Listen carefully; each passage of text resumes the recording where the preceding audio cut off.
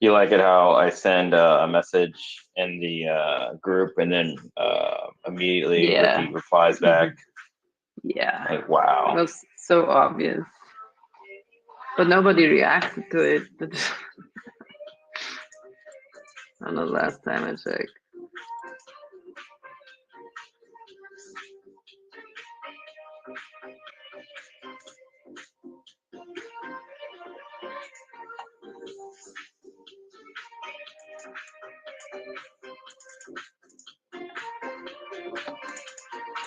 Did you see maybe Aptos is actually, you know, I also listened to, was it the interview you streamed with Rand Paul? Was that the Bankless interview? I just picked up a Ron Paul one and happened that he was that was a recent one. Yeah, was it in Bankless? Was it in Bankless? Because I watched one with Bankless. Was also recent. There's one Money Talks. This is 20 hours ago. Friend of mine who's kind of very well-known hedge fund manager, ex-hedge fund manager. I wanted to actually say something, but like, didn't ask about the interview. Oh, okay. What were you saying? Well, he was saying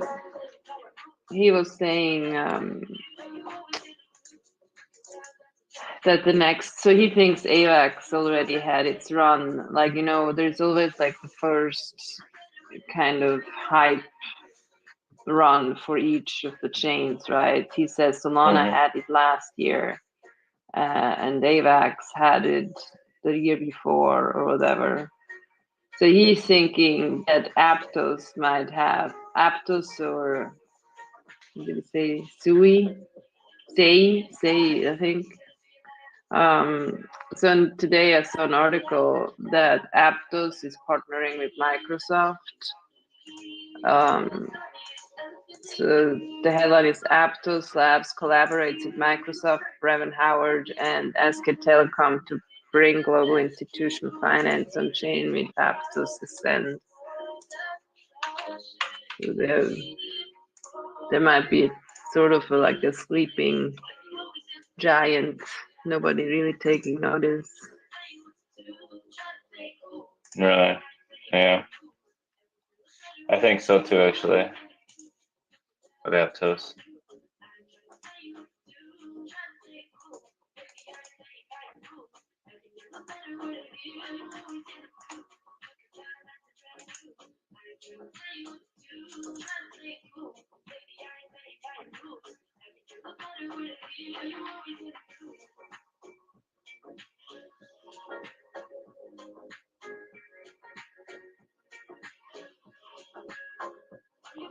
Aptos Ascend is designed to help regulated institutions around the world meet their obligations to customers, regulators, and other stakeholders.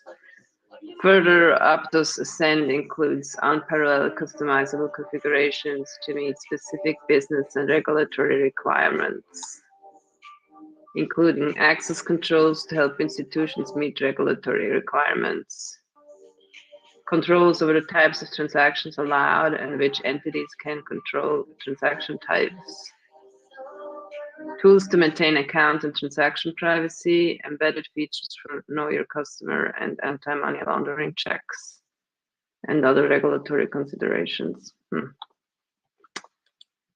Sounds extremely not Web3, but yeah, actually, also on their website, they have the Microsoft logo now. Wow. Let's see where that's gonna go. That's pretty big, having Microsoft behind it.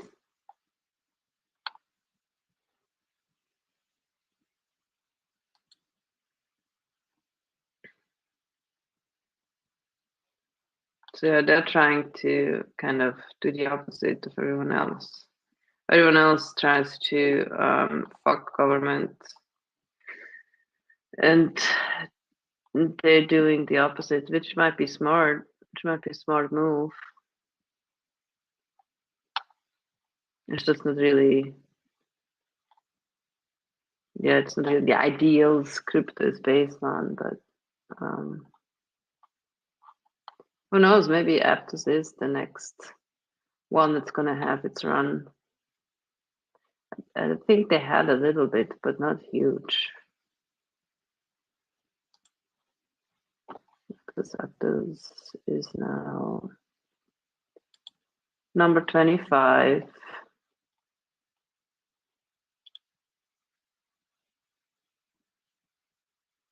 So yeah, the token is currently at $10. All-time high is $20. Yeah, that's only 2x from there. Maybe we should buy some Aptos.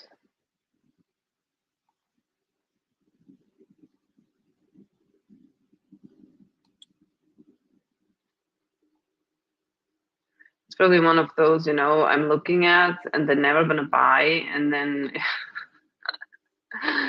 it's gonna take off. The same happened with Solana. I think I looked at it when it was at $20. I was too hesitant. Or XRP. I think I looked at XRP too.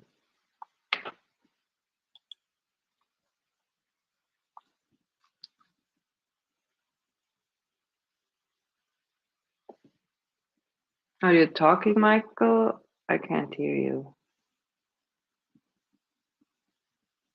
Oh, yep. Sorry, I muted myself. But yeah, I was saying that XRP, a lot of people have been holding that for a while, but it's like you're holding cryptocurrency for 4 or 5 years for a 20x when there's a lot of things actually that could do similar. But I mean, I guess it's just being connected and convicted into it. But Solana on the other hand was hard to gauge. Yeah. I mean, when you look at XRP, it's like a very slow, steady rise. And then you have these crazy spikes. But yeah.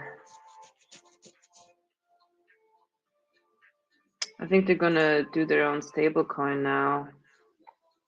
Really? But we're gonna see how that's gonna play out, because just yesterday that bill was issued that only certain institutions are supposed to be able to issue stable coins. I love the convention we went to yesterday with those attorneys, and they're basically saying that you're going to get regulated, and you're working in a sandbox, and good luck. Yeah. Like, God. It's like, you want to make money, you're going to make money, you're going to get regulated. Basically, good luck. Right. Like, there's really no way how you can get around a legal team if you actually want to run a crypto project as a business. Like, it has to be what we're doing, what we're doing, which is basically a hobby.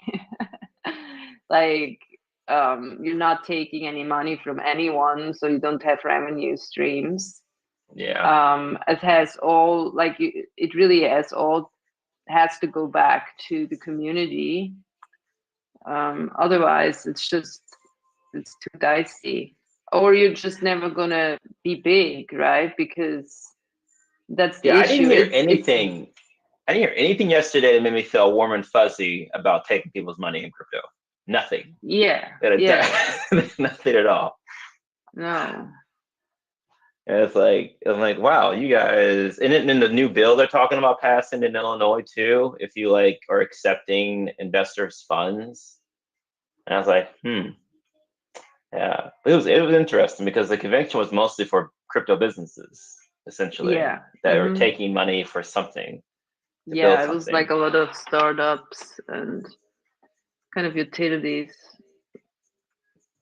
Web3 utilities. But the thing, so what did she say? She said the Binance legal expenses or compliance expenses are, no, I think it was more. It was like, or was it 40? Yeah, for, I think whatever. It was 40. Like, 40 some yeah, percent. 40 or 50%, which is insane. I mean, they have like, they're in the billions, right? So what they spend on just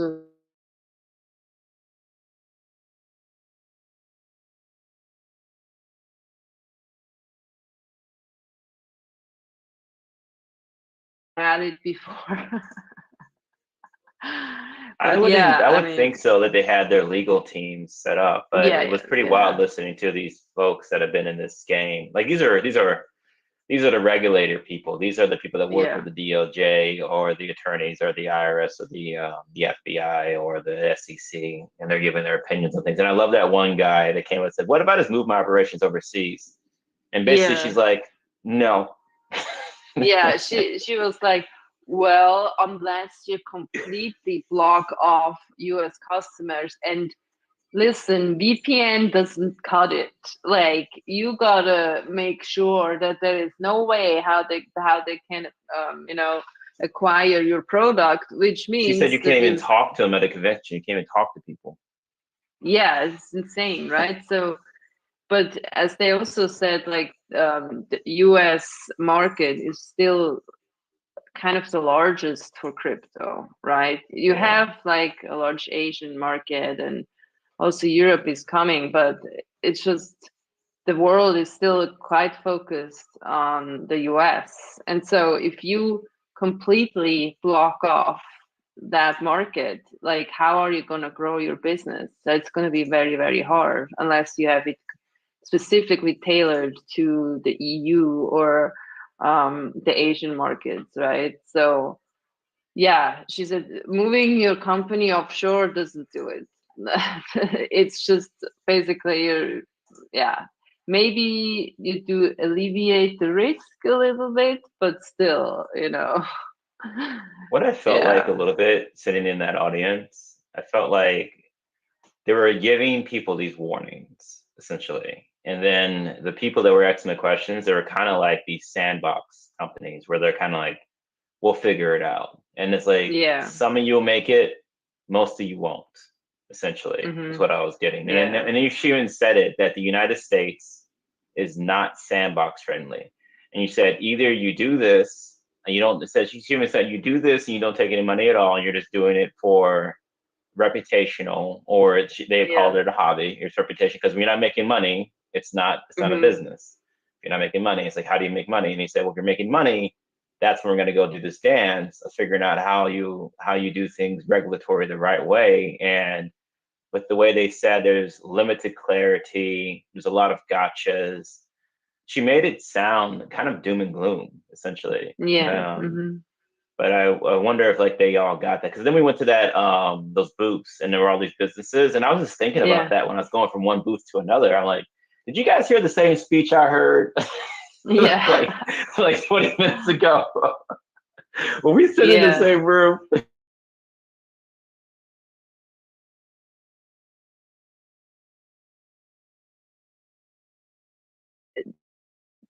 Didn't she say something to get the right licenses? I think they were talking about the Illinois bill.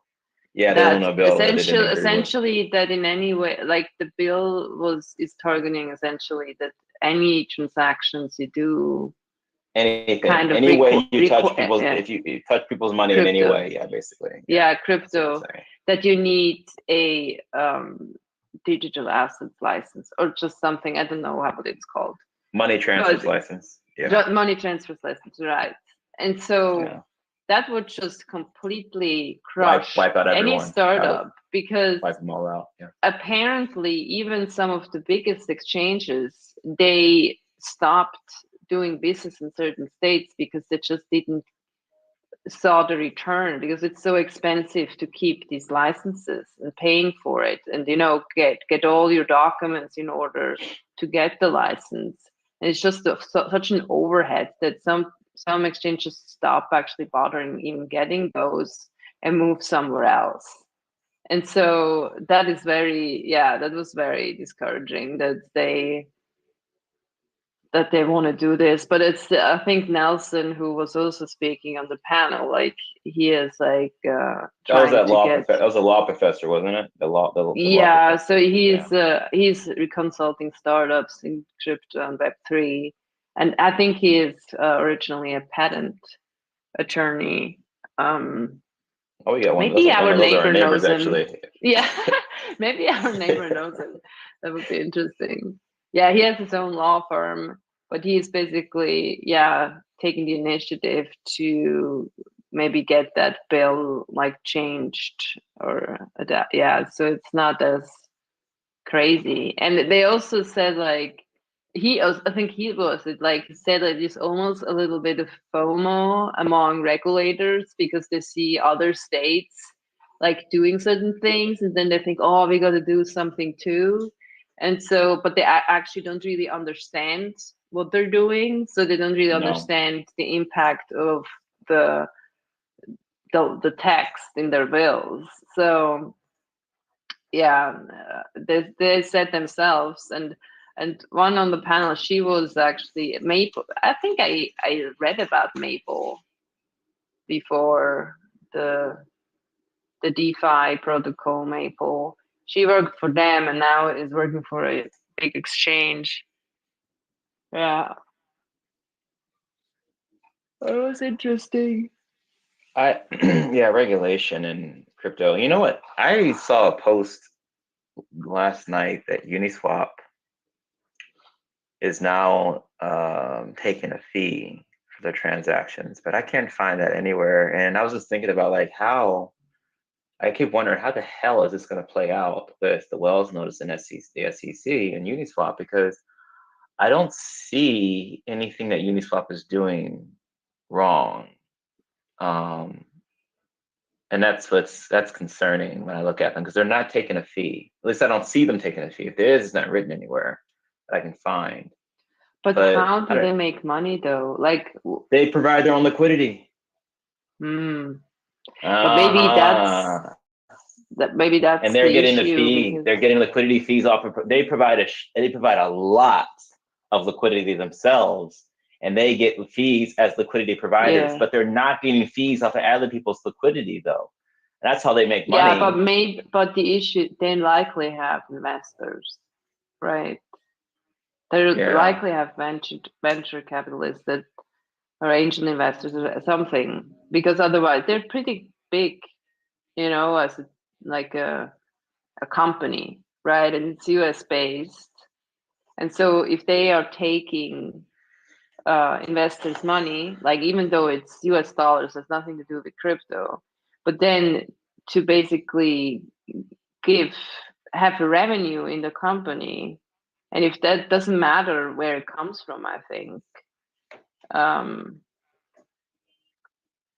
So wait, I see something here. I'm reading their white paper. I don't know why I never read this before, but this is the Uniswap V3 core white paper. Yeah, these people are completely doxxed. Hayden, Noah, and Moody. Yeah, all their names, River and Dan. It looks like it's 5 people that did this, and they started it back in March of 2021. That's their V3 core. But when you go down in their white paper down to their looks like it's in their governance section. This white paper is a lot of math. There's a lot of math. Yeah. Have you read this before? Jesus. Yeah, I've skimmed through it. Yeah. Wow. Anyway, so their governance section, it says the factory has owner, which is initially controlled by Uni token holders. The owner does not have the ability to halt operations for the core contract. This is complicated. But basically, it says Uni governance also has the ability to add additional fee tiers. When it adds a new fee tier, it can define the tick spacing. Basically, long story short, it says that they can randomly charge another 0.3%. No, 0.1 to 0.3% on transactions on the V3. Wow. Oh, they have a wallet. They have their governance wallet here. That is really small print. I'm not even joking. It's tiny. You can barely even see it. So they do have a governance wallet. So it says, yeah, it's the protocol fees. Uniswap v3 has a protocol fee that can be turned on by Uni governance. Wow, so they do take a fee, but it's not clear on what they're doing. That's probably what they're going after them for, their governance fee that can be turned on and off on V3 pools.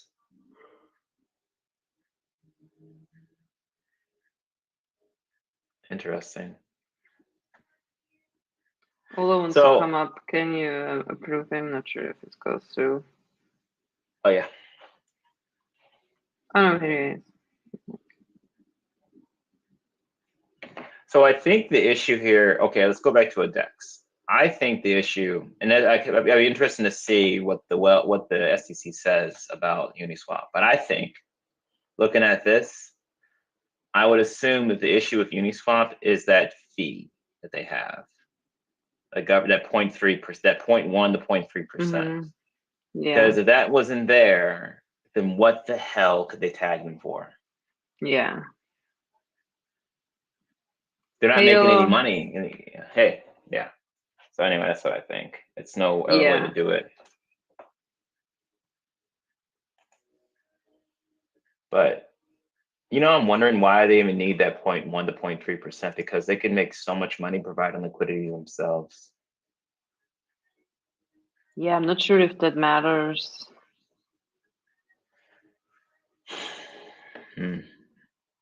Because it goes into the business. I don't know.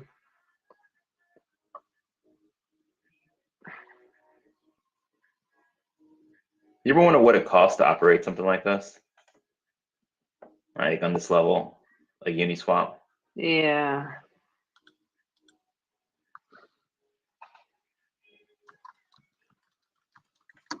So how was Uni, the token? How is that? It took a hit with the Wells notice. It went down dramatically. I'm wondering, has that anything to do with the? Oh, because they have the token? Maybe. Yeah. So here, Uni allocation. 1 billion Uni have been minted at Genesis and have become accessible over the course of 4 years. The initial 4-year allocation is as follows. 60% to Uniswap community members, so that's 600 million. 21% to team members and future employees with 4-year vesting schedule. 18% to investors with 4-year vesting, and 0.7% to advisors with 4-year vesting. This is how it launched. Yeah. So it sounds like they launched it as an unregistered security. Maybe they're coming after the damn token. Yeah, I don't know. Well, we're gonna learn more about that. Yeah, I'm super curious about this, because also being, we're United States citizens and want to run this crypto protocol, but I'm wondering how this plays out with them, because looks like all these 5 people are US citizens and they're running a protocol and looking at the way they do it, where they do have a token, but I don't see the Uni governance. I mean, that's their token, but I would love to see how this token was launched, how it was allocated, and who's selling it. Yeah, there's a lot of things here, I guess, to unpack.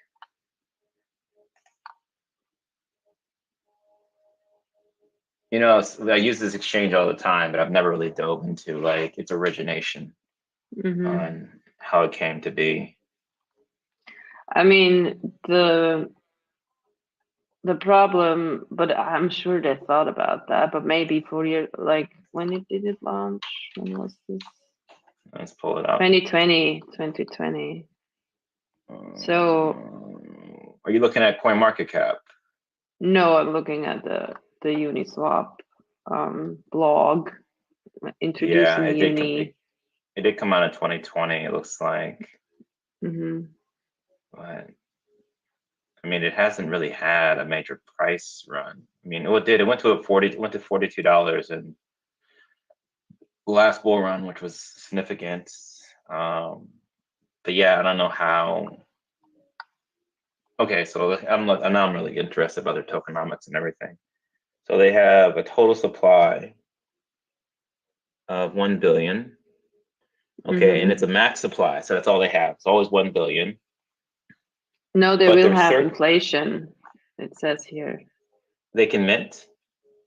It says here, a perpetual inflation rate of 2% per year will start after 4 years, ensuring continued participation and contribution to Uniswap at the expense of passive uni holders.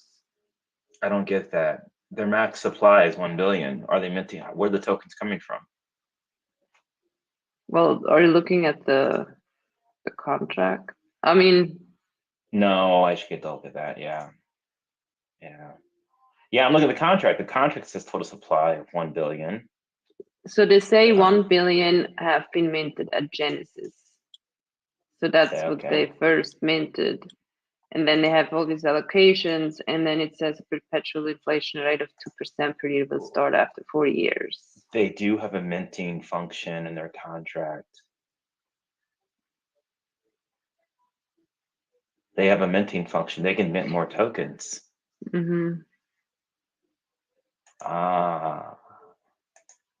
So it can go up. Interesting. But that's interesting. So the circulating supply right now is only 598 out of the 1 billion. So the circulating supply is like roughly half. Do they have so they have a burn wallet? Funny looking at all this stuff. I do not see a burn wallet. Okay, and then they have, wow, this is interesting. So on their holders, when you look at their holders list, when you go to like number 12, you see a lot of 9 millions. These must be airdrop allocations, these funds. Yeah, that's probably investors. Yeah. And they have 14 million. No, that's not that much. 140. So they airdropped these folks 1,309 days ago, and it hasn't moved. They did a test send first. They send one token first to make sure it was the correct wallet. Yeah. It's nice to see even the big boys are double checking first too. Yeah. Make sure it's the right wallet. Sure. Because I know we do that all the time too. And it's fun to see that they're doing that. Like I want to send one token or some tokens to make sure you get it. Yeah. But they did the same thing. They send one token to these wallets. But then after that it came out to 9 million a piece. So these investors, they got a current price $64 million. How much did they put in?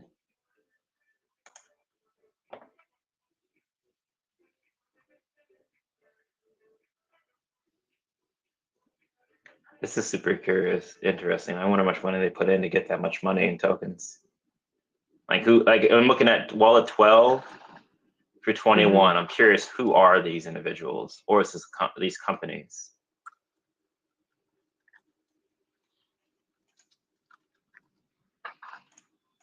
I'm Googling Uniswap investors. Maybe they also have issues with so they also have a liquidity mining program too for certain pairs. This is how it started. So they started their investment rounds back in 2019, undisclosed seed round. They had a total funding of $176 million over 3 rounds. The first funding round, which they don't even say how much money they raised, it's undisclosed, was June 1st, 2019. So they don't say how much money was raised, but their Series B funding round was $165 million. 5 investors participated in the latest round, led by Polychain. So for Uniswap to be created, I don't know if that's the creation fee. I doubt that's what it costs tech-wise to build this damn thing. I don't even think it costs a fraction of that. But they raised $176 million when Uniswap started. 11 million in their Series A. Oh, they have the names of the investors. A16Z, Vision One Ventures, Verify, A Capital. Huh. Wow. And they have the post. Is this update up to date? Well, what's the date on this? Okay, so this is post.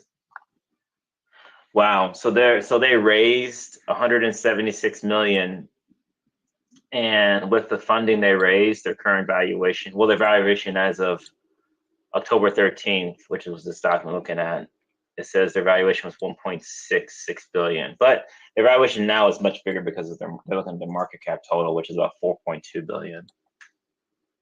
And they're located out of New York. Yeah, which is I think the toughest to operate from when it comes to crypto.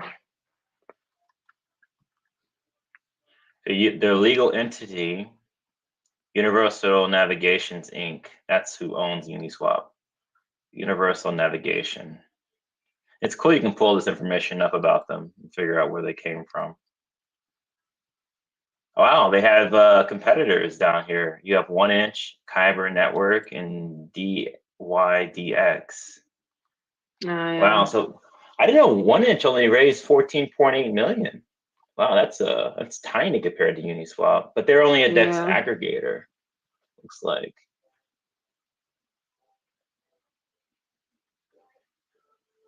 I was not happy with 1inch when it first came out. And I remember I did have at one point a significant amount of money in that protocol, but I don't think they've actually been, I mean, price-wise, I don't think they've gone up my initial. No, I got in like $5. Now they're still down. They're still down to they're down to 45 cents right now. 1inch is. It's interesting. Well, yeah, I mean, those tokens sometimes really don't reflect, unless it's integrated heavily into the ecosystem, it's just not always reflecting the value of the actual product, right? I remember buying in 1inch. 1inch, right? 1inch when I got into it, I bought in at $5. It had an all-time high that it never saw ever again of $7.80. It went back at one point again to $6, and now it sits at 39 cents. Wow. Yeah, I had like thousands of dollars in that protocol at one point. I remember. 2021. But I stopped paying attention to it as much. I mean, I utilized it. I used to love utilizing it for its limit order feature and how it's just quicker in general than Uniswap. But then after I think they got a lot of flack when they stopped allowing U.S. citizens with their VPN. I saw Boscoin made a kind of a nasty video talking about them. Negative, basically just negative.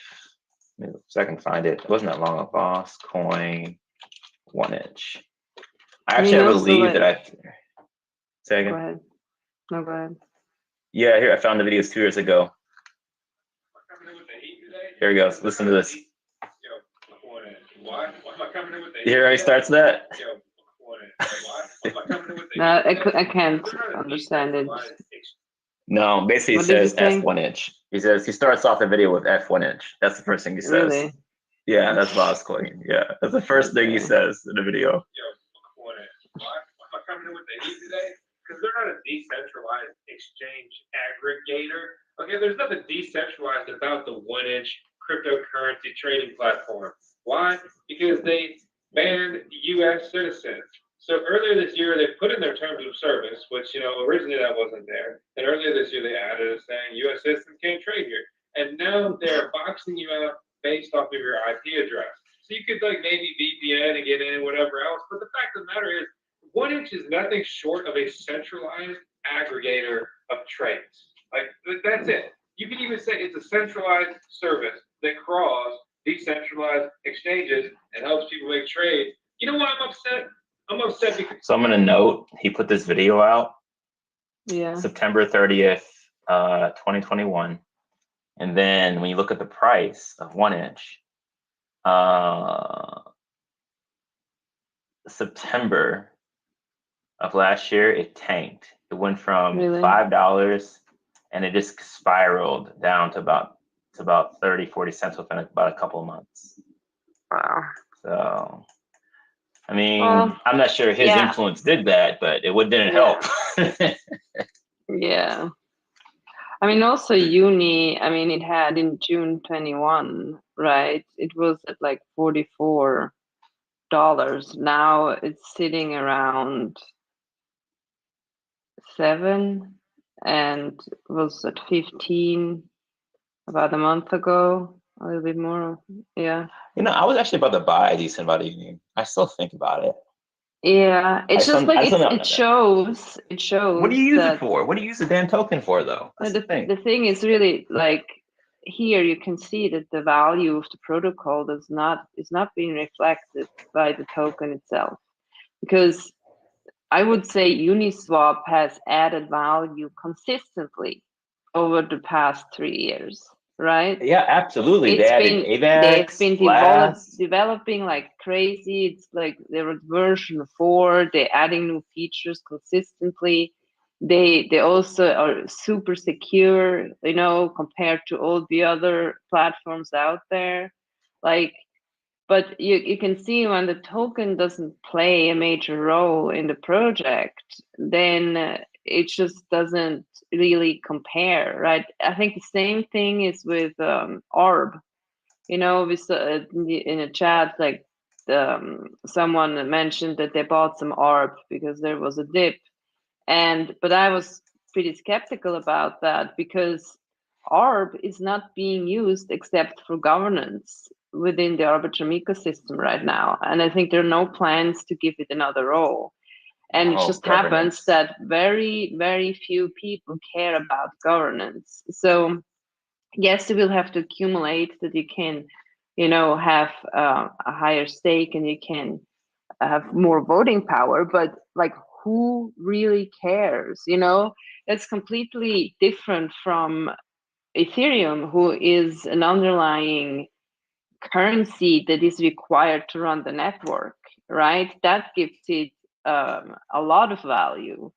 So you can't just think that the more adoption of the chain, the more value for the currency, because more people have to buy it, more people will contribute to the network, they will stake it, so that it's locked. So people have to, you know, it's basically less of it is available, the more is staked. And so there you have, I think, a direct translation between adoption and value of the token. But yeah, I mean, I think Uniswap is a perfect example, because Uniswap, I think Uni is mostly used for governance and for rewards. And yeah, I mean, it's interesting. Like, yes, so actually, Charles Hodkinson, he had a talk yesterday at the conference, and it's more of a lecture. The topic, it was kind of a lecture, yeah. It was a lecture, yeah. Lecture. His lecture no was time, about no time for questions. No time for questions. No time for questions. Yeah, that was very. That was kind of sneaky, because I had actually I had a question I wanted to ask, but me too.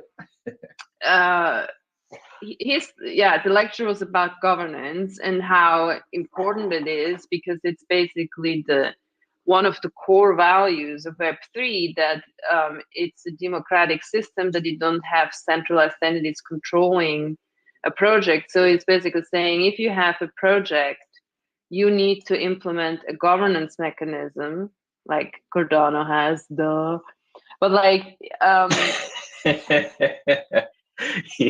but I'm actually I'm really questioning it, because to be honest, so he said basically, oh yeah, like, you know, United States, where you have all these freedoms, you have a constitution that basically says you have freedom of speech, you have right of whatever, but dude, like, is that really the case? Like, do we really have freedom of speech? Yeah, maybe a little bit more than others, but can you say that is true for every democratic system out there? And so I actually, when I was like thinking about this more thoroughly, was when I saw an interview with the Sifman Amush, who wrote the Bitcoin Standard, the most popular Bitcoin book out there. And in the interview, he was asked what kind of governance he like thinks is the best for the people overall. And surprisingly, he said he thinks first he thought it's anarchy, but now his mind has changed to monarchy. And it was a very good argument he made, was that when you have a democratic system, you will always have people that try to manipulate it, exploit it, and use it for their benefits. So the people that will gain power within the democratic systems are the ones that want to exploit it. It's not those that think idealistically and want that everybody can contribute, because then you're holding yourself back. You're not going to take whatever you can, right? But if you have bad intentions, you want to control it, then you're putting in a lot of effort to lobby other like voters or whatever, or within like a typical DAO, decentralized governance system, then you would likely try to acquire as much of the token to get more voting power. And you use that voting power for your personal benefits, right? So what you have in a democratic system is the ones that gain the most power have very, very likely, if not 100%, bad intentions, unless they see that the system is broken, right? And so in a monarchy, it's different, because you have a 50-50 chance the person is a bad person, so maybe you could say maybe 70-30, probably only mostly more likely people that are power hungry are looking to become, the person in a monarchy to rule, right? But still, there is a good chance that, especially in a monarchy where it's inherited, right? So it's basically just coincidence whether you have a good person ruling or a bad person. So the chance of having someone that actually cares about the people in power is much higher than in a democracy, unless you put measures in place to completely block people that have bad intentions. But is that possible? Is that really possible to do that? Then you would have to give everyone the same voting rights. But then also, I don't think any DAO works like that. It does, and it's based off of who spend the most money. I mean, and that's what I was saying. That actually goes a lot back into crypto in general. How people will say like, well, I saw there's another project that I've been helping out, and I saw that there was a massive sell on it a minute ago, like an hour ago, and I was like looking at it, and I was like, well, yeah, they brought you down, like they cut your price more than in half. They took you from like a couple $100K to like 40 or 50, something like that. Pretty dramatic. But anyway, I'm like, the only way you can solve that is if you just buy more and have more. That's the only way you can do that. You can't stop someone from doing that. That's the whole point of it being decentralized. And so there's no way to stop. I think, what do you say, that convention, Lehman Brothers, like what stops someone from with a lot of money coming in and grabbing up most of your business if it is truly decentralized? And I was like, absolutely nothing. Nothing stops them from doing that. You can't stop someone. The only thing you can do is to have more money and buy in, because if you are putting limits in place to prevent people, then it's not about decentralization, it's not about money, then you're not going to stop them. You can't stop someone With you can't, if someone wanted right now to go to Cardano, where you had a group of billionaires that wanted to buy up most of the supply and control everything, I don't think there's any way possible that that can stop. There's no one to stop that. Yeah. And there must be. I mean, I'm sure there are like a lot of people researching or have been researching over many, many, many years how a democratic system can function and give everybody like it functions in the good of the people, which is or for the well-being of the overall.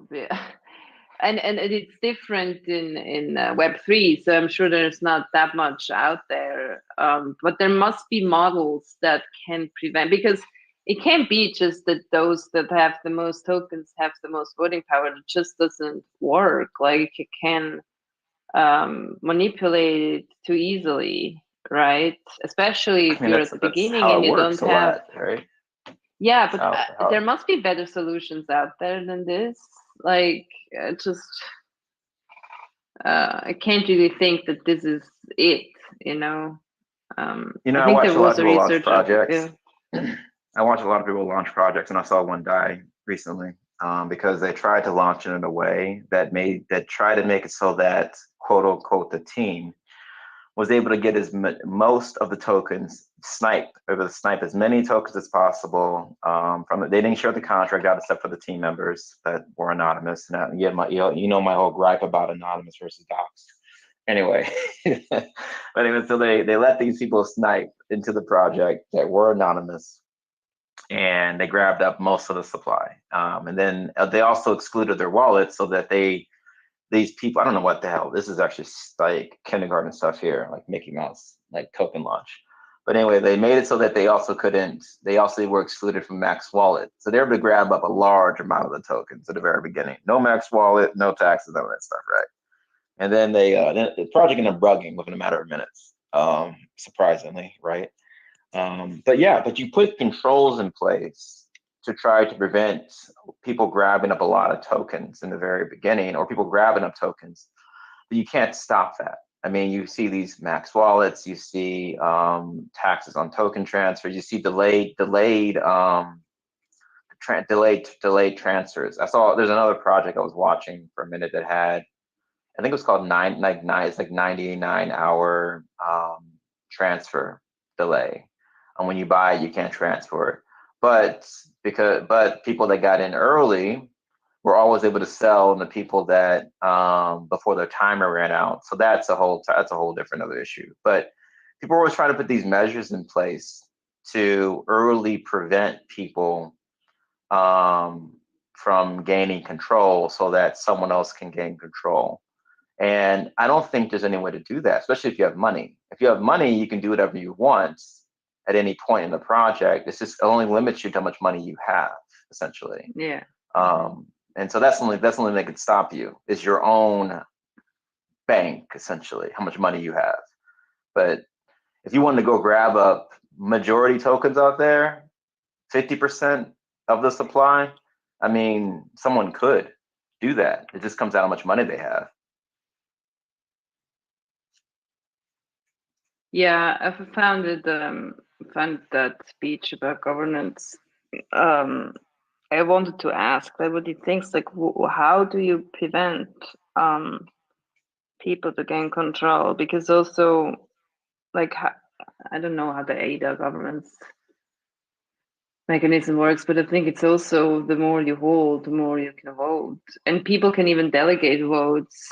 So that's the issue. If you want to have people delegate their votes, then already you're giving the option of exploiting it, right? Because people can lobby for votes, they can give incentives to give them your votes, and then you already have a mechanism in place.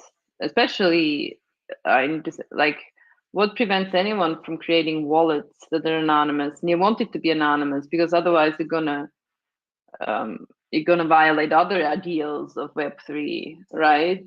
And even if you gave everyone the same voting power, like you can just create as many wallets as you want and vote in. Or like somebody said that if Yeah. you create a wallet, it's just gonna, you can bubble map them if you just generate a new wallet with the same MetaMask. Yeah. Yeah, that's stupid. Yeah. But yeah, I should have did a 10x on that bet. I would have made some money on that. But anyway. Yeah, it's interesting space sometimes. But no, you can't see what's connected. I mean, unless people do it on their own, and then maybe it's probably not by mistake, unless they don't know what the hell they're doing. But right. Yeah, if you create a wallet, you create wallet A and you fund it with an exchange, and you create wallet B and you fund it with an exchange, and cryptocurrency never touches between those two wallets, there is no link ever between them. On paper, they look like two completely different people. Right. Only way they're going to link together if someone wants them to link together. That's the only way to do it. And so I think the only way it's truly fair is really if it grows like Bitcoin, right? That takes time. It takes time. A lot of time. Yeah. Long damn time. That's actually the game. I think one thing I've learned in this space, time is your friend. If you're able to last, if you're able to run something, a project, or be in the game a long time, it's your friend. And actually it's funny, we watched that movie, TV show, Fallout. And it was funny, the guy said, in business, you win by time. You just got to outlast the other everyone else. I said, you win this game by outlasting everyone else. That's how you win.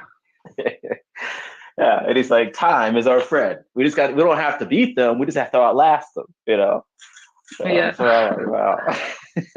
But that's when they were building fallout shelters and stuff like that. That's a whole different other issue. But it was like, wow. So we just got to outlast them, so we'll win. Yeah.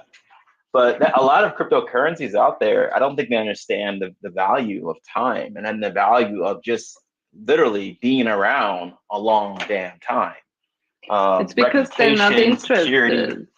I think still the majority of people, they don't really care. They want their money and leave. And we've even talked to people that said exactly that. They're like, I want this bull run to come around. I'm done. I'm exhausted. I just want to take my money, take cash out, and then done with this. So there is still very few. I mean, there are people that care about the technology, and there are lots of developers and people that work for it tirelessly. But it's I think the minority is just overwhelmed by people that are like, oh, I just want to be rich and then be done. And so that's just how that short-term mindset comes from, right? And so but I think that will change over time, but it will also take time. Well, it does change over time, but a lot of people, I mean, it's crazy. It's not just people say like 98% of projects will be here in a few years. It's also 98 to 99% of the people will not be here in a few years. Right. I mean, it's funny. I looked it up. It's called the shiny new toy syndrome. Bouncing from one thing to another. I mean, I'm so surprised that Litecoin's still around. I mean, a lot of respect to Litecoin and giving us a whole Litecoin. So that is also a very decentralized one. That's why it's still alive. Because there's just always people that work on it, right? Yeah. I mean, Litecoin's a play that I think we should get a bag of Litecoin. I know I had a really big bag last cycle. I was hardcore. I was like, most of my money was in Litecoin. I was like watching everything else go up. I'm like, what the fuck? Come on. Something. And then I remember I moved it into until Ethereum Classic for a minute. And I was like, this is it. It's been like months, all right? And everything else has moved but you Litecoin. And then as soon as I moved it, Classic, Litecoin goes to like almost $400 or $500 from like $70, $80. I'm like, you know what? I'm a professional trader. I just should have just left it there. But that's you learn things. But it's time. It's all about time. more than anything. I was happy that Charles Hawkins was giving a shout out to Tezos. Yeah, I like that too. I mean, he said to me, well, first it was negative. I saw that. And then it's like, but they're doing better. They're doing really good now. I'm like, he Yeah, started off and then he went back. Yeah, he fixed it. Yeah. He went out first negative and he said something nice. I'm like, good, you know. Yeah. Yeah. Who knows? Maybe that was a smart play.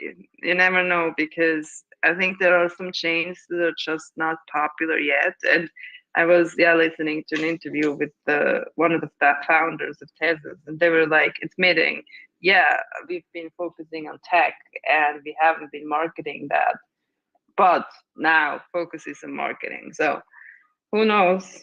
You know, maybe people become Tezos fans. But They have a really big made, NFT marketplace, you know. Yeah. Mm-hmm. And they have a roll up that is insanely fast. Way faster than Aptos actually claims to be. I'm not gonna lie though, it's gonna be a big level of aggravation if we ever go over the market cap of Teslas. I'm gonna be like really frustrated. What's the current market cap? Just under $1 billion. Oh, really? Yeah, they're ranked 82. I mean, everything's down right now, but they're ranked 82 out of all cryptos. They're sitting just at $1. So I'm looking here. Oh, you're looking in CoinMarketCap. I'm actually CoinMarketCap, yeah. On CoinStats, and it says it's 37 million. Oh no, you're right, $1 billion. Sorry, $1 billion, yeah. Well, just below $1 billion they are, but they've had. I mean, they've been dramatically higher than that. I mean, they were what, $8, $9? 10 times. Yeah, so they're like 10, $12 billion market cap, something like that at one point. Yeah. But I mean, come on, baby, give me my 10x. But that's if this goes back to where it was at, you know. But Cardano, on the other hand, where are you at? It's much higher up there. So Cardano's sitting at 45 cents, but they're at a $35 billion market cap. It's interesting that sometimes it's interesting to find his opinions on different projects. Being that where Cardano is at, you know. Yeah. I don't know. Like, I mean, how he was introduced is like this mastermind of things, and I'm like, well, I guess that's not enough. Yeah. Or something else is lacking. But I mean, So he Cardano, is right. Like, Cardano has never had an outage, and it's a pretty old chain considering, you know. Very old, like they've been around since when? 16, 15. Jesus, 16. Yeah, they're 10. Yeah, I think they're almost 10 years old. Yeah, I remember watching this YouTube channel called the Crypto Crow. And actually, he fought at the Karate Combat. I forget his name, but he's a really big guy, like almost 7 feet tall. But you don't get that watching him on YouTube. You think he's like this little guy. I think I showed you a video of him and his wife before they were talking about crypto and life in general, stuff like that. But anyway, he would always talk about Cardano back in 2019, and I followed him for a while. But I was like, dude, you were talking about this cryptocurrency that's done nothing for almost 2 years. And this was back when I was mining, and I didn't like Cardano, stupid reasons, because I was a miner and it wasn't mineable. And it was they're implementing proof of stake. And so they had that on Binance. You could stake the token, but I was like, back then, I was only looking for things that you can mine. If you can't mine, and I wasn't interested in it, because I figured proof of stake, you just buy it, most of it, and you can stake it. But I was definitely salty when I watched it go from like 3 cents to almost $3. That cycle, because you know, it's the thing, you pay attention to something for so long, you're looking at it. Like I would watch his videos all the time. I would listen to him on, we don't remember those long runs. I would listen to him talk about it. So I knew a lot about Cardano, sitting at around 3-4 cents, but I never touched it, you know? Yeah. But I hate that when I research something in depth and then still don't even grab $1 worth of it. Speaking of that, talking about grabbing $1 worth of something, I wonder if we should do something, which I was thinking about, this would be cool, something where we could kind kind of just let people know that you can literally buy $1 worth of earn on several different chains, like once per week, because it's funny. If I would have bought $1 worth of Cardano, which I swear, I didn't even have a damn dollar worth of it when it was like 3 cents, that would have 100x'd at its peak. And I wonder how many people will not even buy $1 worth of earn because they think it's only on Ethereum and the gas is going to cost them several dollars. But I don't know. I got to think of a way to do that. I know that I like that one guy, the Da Vinci guy, that was basically like bitching people out about buying $1 worth of Bitcoin, and I didn't. Most people didn't. But you think about that, right? How hard is it to get a mass amount of people to put in $1, worth of it? Funny fact. If we, I don't even know what the market cap would be, to be honest, but I don't know. Maybe somebody can figure out in the crowd. What if we had everyone buy $1 worth of earn? Like that's $1 of earn out of this total circulating supply. So that'd be. So we need 430,650,000 people to buy $1 worth of earn. Then that would essentially make earn worth $430 million. That's actually, that's not market cap. That's that'll be buying up all the tokens. So that's not even possible. Yeah. So I don't know how to calculate that. Maybe somebody else that's better with math can calculate that. What would the market cap be of earn if $430 million was injected in $1 at a time?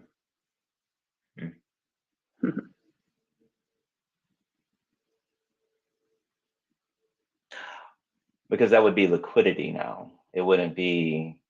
Yeah, I don't know. I don't know how to calculate that. What does $430 million do to the price of the token? I wish that there was a simulator option, a really cool simulator option on Uniswap, where you can do that, where you can see what happens when you put $1 million into your token, what happens to the price, what happens to the market cap. That'd be really cool. But I mean, that'd be, it reminds me of they call him Bitcoin Jesus back in the day, or Roger Ver, very vocal guy, very vocal, very like fuck you, you're wrong, but also respectful, but then not at the same time. It's easy, it's opinionated, but I love watching him. And there's this other guy, a New Yorker. He was actually big into working for like a brokerage company. I can't think of his name. God. Well, there's these guys back in 2017, 2018, they were big into like Bitcoin and crypto, and like it was the Bitcoin Cash versus the Bitcoin SV Satoshi Vision War. The hash wars is what they called it. When their bullshit fight basically caused Bitcoin to go from 6,000 to like 3,000, in my opinion. Toppled with COVID and stuff. But I always had a lot of respect for him, Roger Ver, because he was such a boots on the ground guy. I mean, I saw all these videos of him literally going to grocery stores and talking to grocery store managers, like I'm talking about in real life people, and getting them to utilize, like, hey, use this terminal that he created. I don't know how much he spent to do it, but he created this terminal, payment terminal, where if you utilized it, people can buy their groceries utilizing Bitcoin Cash instead of credit cards. And his spiel was that no chargebacks, no 25-cent processing fees, because it was a lot cheaper, and it sold well. But I mean, he pushed Bitcoin Cash, and then Bitcoin Cash ended up on Coinbase. That was the fourth token that ended up on Coinbase, Bitcoin Cash, because it was just Litecoin, Ethereum, and Bitcoin, and then Bitcoin Cash popped on there. But man, I don't think I have people like that doing it anymore. Maybe I missed it, but that grinding like that, going out there and going to stores and talking about why you should use this instead of credit cards. I mean, that's the way to grow a project. Yeah. Hello, Weiler. How are you? Hey you guys, how you doing? I'm doing better Doing okay. today. Yeah, it's time, right? Yeah, yeah. That's usually if you're waiting for this 100,000 X's, you're just watching the chart, and everything for it.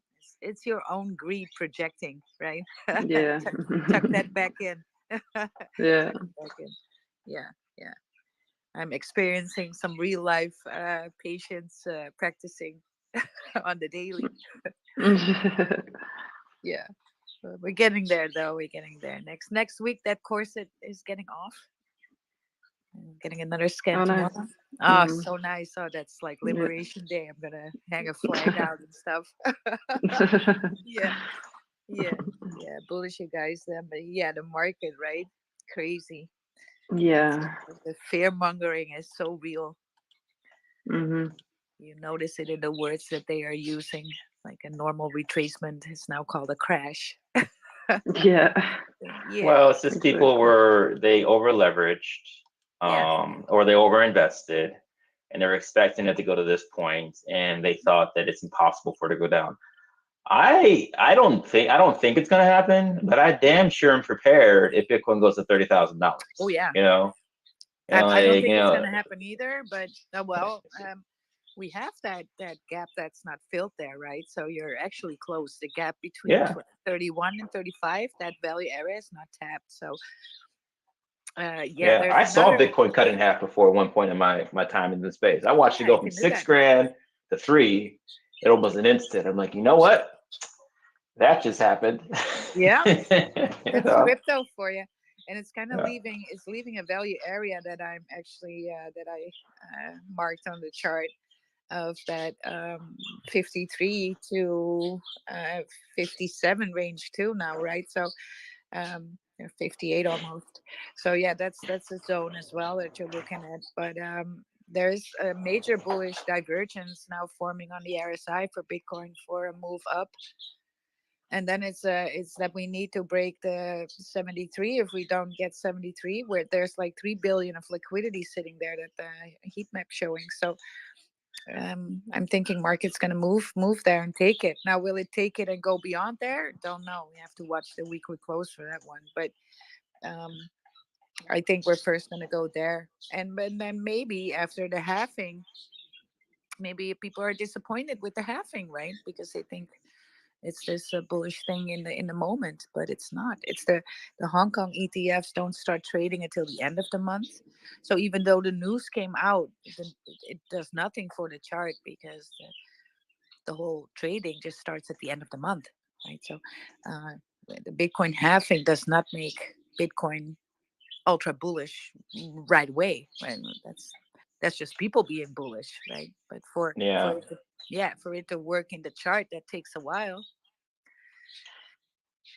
Well, I So think a big thing is value. I've heard this yeah, tossed around a few times. So it's value capture is a big deal in a lot of projects because like the money needs to be accumulated somehow inside of the project to add that value. And a lot of I think some projects do this actually with different methods of burning tokens. But I actually watched this project yesterday. It was on base.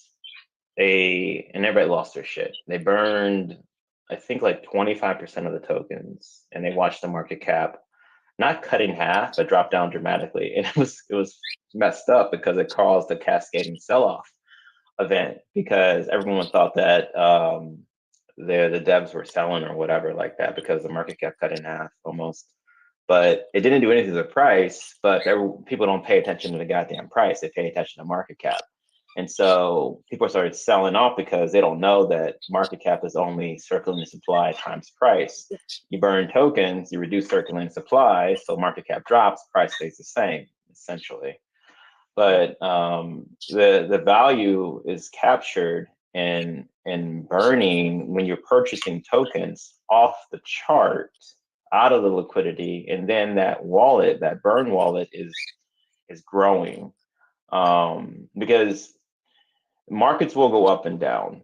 You know, I mean, Bitcoin, if it does go to 30, if it goes to 50 or whatever, it goes up and down. But you need a way of capturing value inside of the protocol so that it's growing, essentially. And some people try to do this through revenue share models where they charge money for something they've created.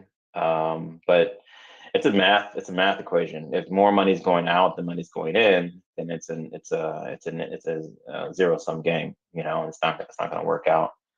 And so you have to make it so that somehow in the protocol more money is going in than money is going out in some way. Essentially, that's the way all these things have to work. If more money is going out than going in, then it's not going to work out. It's not going to work out long term. No, we see it happen on Solana every day. Yeah, I mean, that's how it goes. Yeah, and I think a lot of people don't know that. They don't know how to look at something and say, is more money going in and going out overall? You know, overall going in. I mean, it's hard to view because you got to look at a number of factors. You got to look at tokens added to liquidity. You got to look at taxes. How much money has been pulled out of this protocol from marketing or taxes? I was talking with Wadi the other day in the space with 2Bit. I mean, he's cool. He's a YouTuber, and actually, there's a bunch of YouTubers in there that I should chat with. Actually, maybe want to make a video about Earn at some point.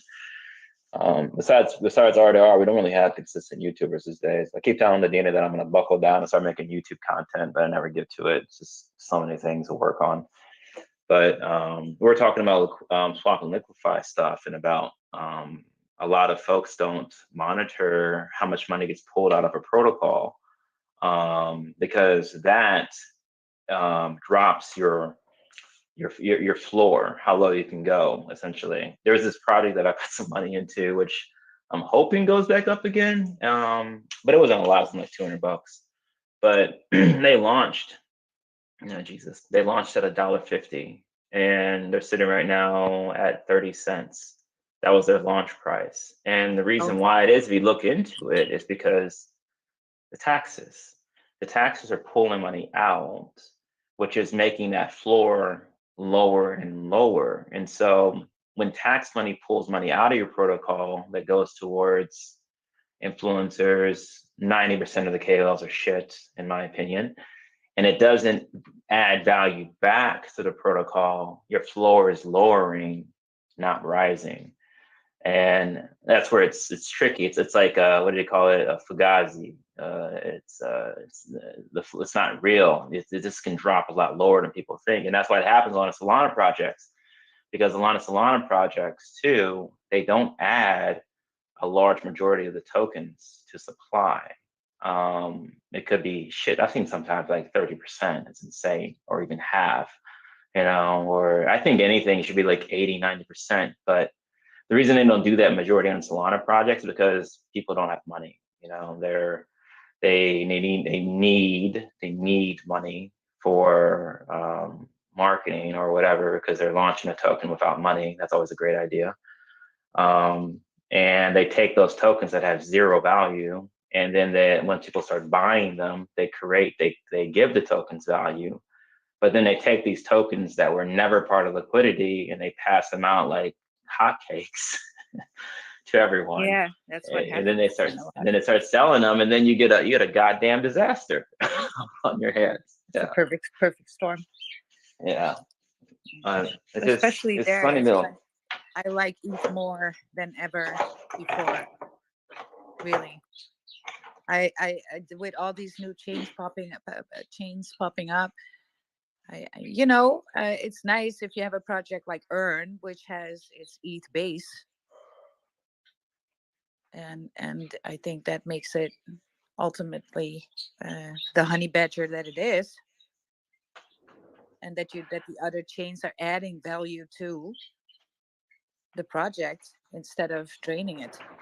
Yeah, they're transaction chains, majority, and also community building chains, because there's different DApp options. Ooh, my Ultima card, actually, I got a notification. My Ultima card that we're soon going to be able to load earn tokens Oh, onto. yes. Woohoo! It'll be in tomorrow.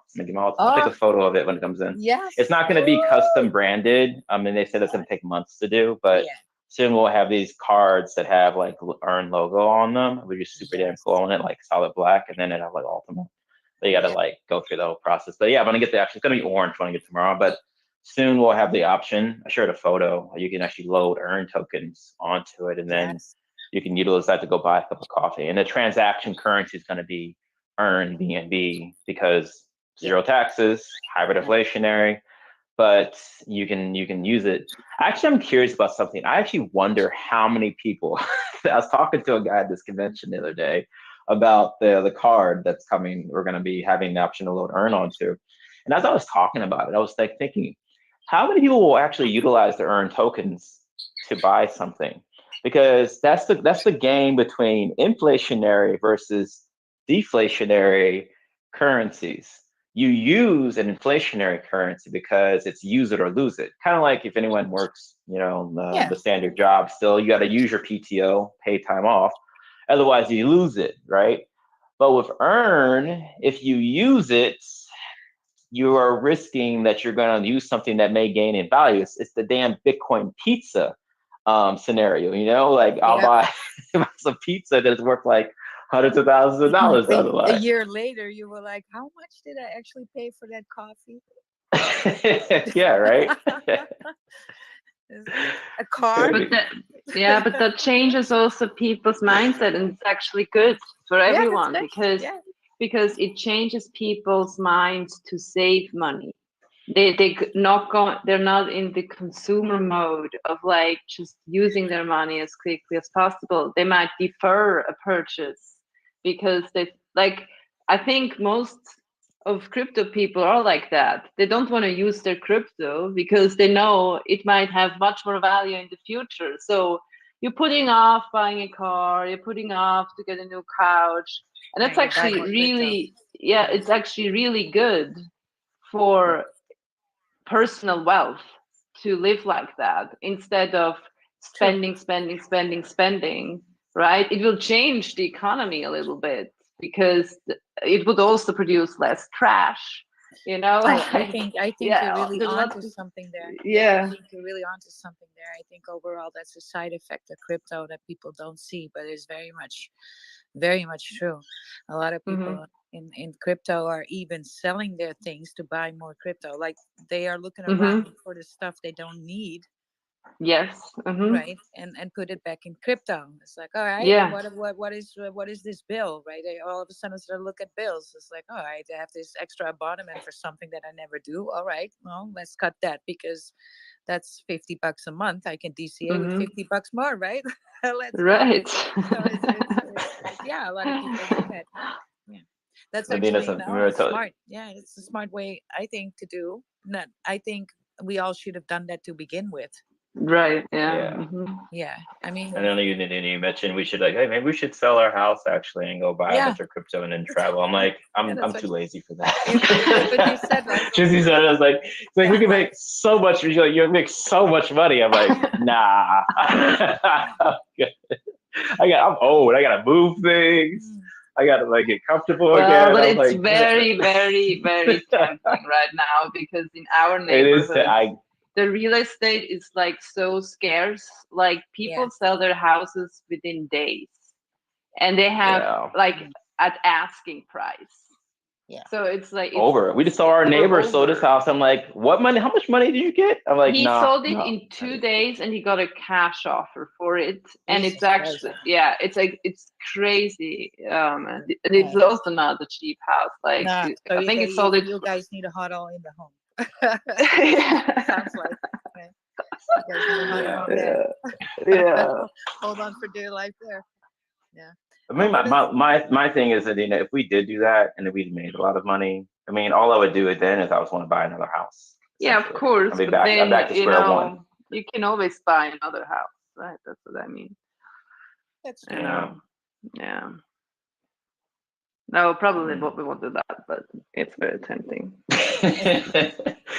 Well, the circumstance of life for me brought me to the point that I was like, all right, well, obviously something happened in my life, and even though that I thought that I was that were pretty good, right, in the time and the age that we were and everything, still some things happened in succession that made me realize that, okay, well, it's time to look at this again, and review, because um in the worst case scenario, I don't want to move houses when something financially, what happens to me that has a financial impact. I want to be at a place that I do not want to move, because you don't want to add insult to injury, right? So something happened in your life Mhm. that's bad enough, right? And then the second grade of negativity would be, something negative would be that you then need to move because of it, right? So now Yeah. you need to pick up Uh-huh. everything, and then you're probably losing your stuff, half of it, because yeah. So you just keep losing. So I Mhm. was like, all right. So now I live somewhere. I have this boathouse that's affordable, and my bills are so low that in worst case scenario, our life just remains, the rest of the life remains the same. Yeah. Maybe Mhm. sober up a little bit, maybe less DCA, right, and stuff like Mhm. that.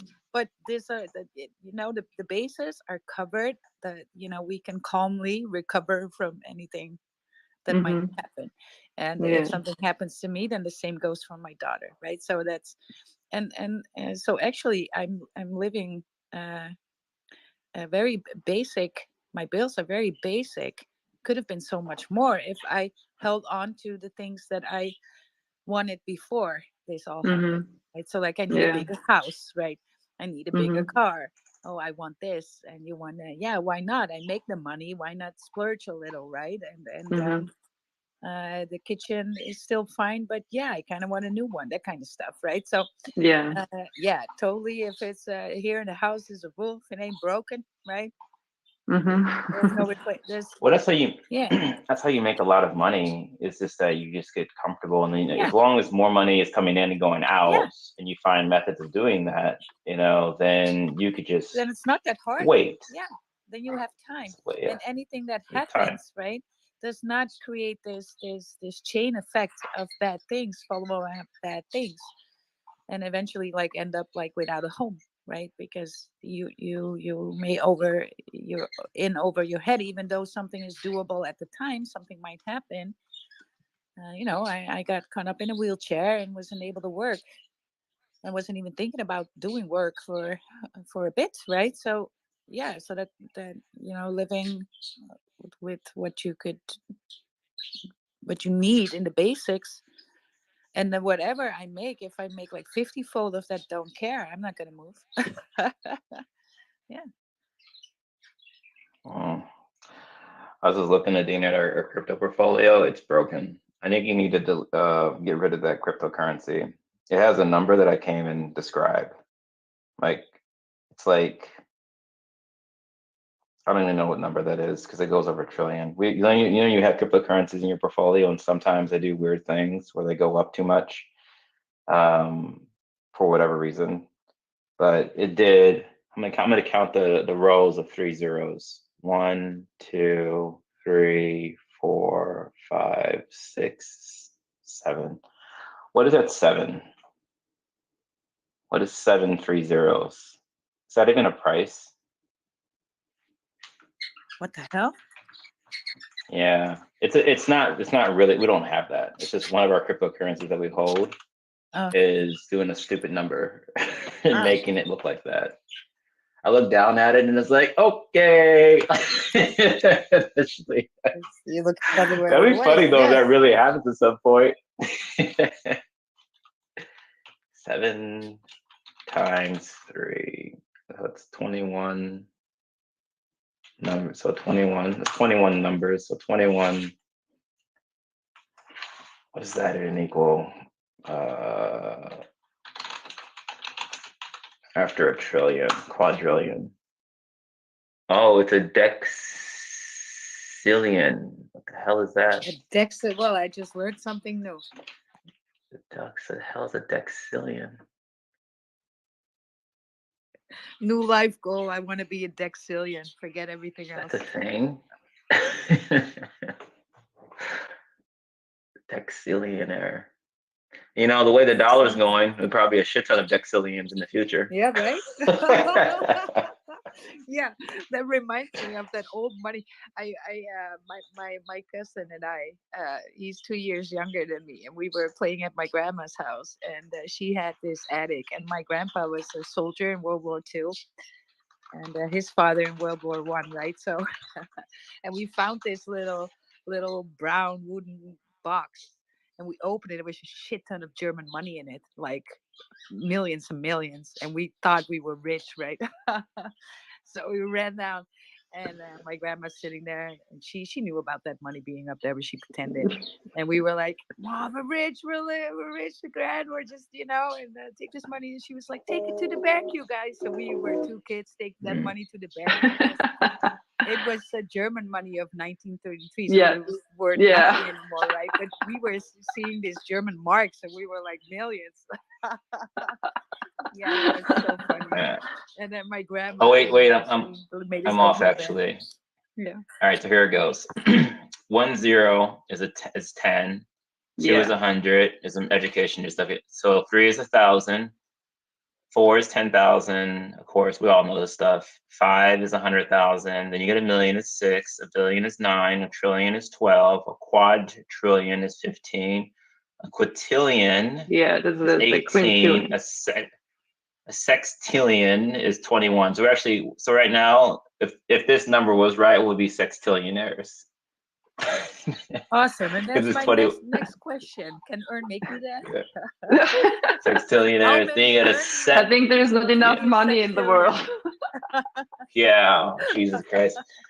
What comes after it? Then you get septillionaire, 24, octillionaire, 21. Is that a nonillionaire? Nonillion. Nonillionaire, 30, and then a dexillionaire, 33. Oh my God, I've never heard of this before. I think my education level on like these numbers, I think it stopped. A quintillionaire. I never even heard about anything else. Those other ones down there. There's no reference point. What the hell would I ever hear about this? I stuff? don't know, but it makes for a bullish video on YouTube. How many earnings do I make? Well, who knows? I mean, if we're gonna go into World War III, who knows? Maybe the US dollar is gonna collapse so drastically that we're actually gonna reach 60. Never know. Yes. Never know. 21 zeros. There must be an amount though, because earn is hyperinflationary, so there must be some magic number that makes you, in the end, if you're playing the very long game, right? Yeah. You can make like a bullish video and leave the earning your will, perhaps, but Yeah. it's bullish. Yeah, I can totally see it. Did you see that that Make America Great Again coin, Trump coin, partnered with Roger Stone? No, You guys know who Roger Stone is? Yeah. You know, yeah, he actually made a post on his X account that he's partnering with MAGA, Make America Great Again. It didn't move much, but it was interesting. I saw such a big figurehead because he's well known. Now when I saw that, I was like, wow, he's like doing that right but now the people for a meme coin. I think the people that know him are not crypto people. Yeah. Like, I just can't imagine. Like, he's also such a weirdo. Jesus. Yeah, we watched a documentary about him, didn't we? I think we did. It's like there was a kind of a series about what's that guy's name? Who was Roger Stone? That's what it was.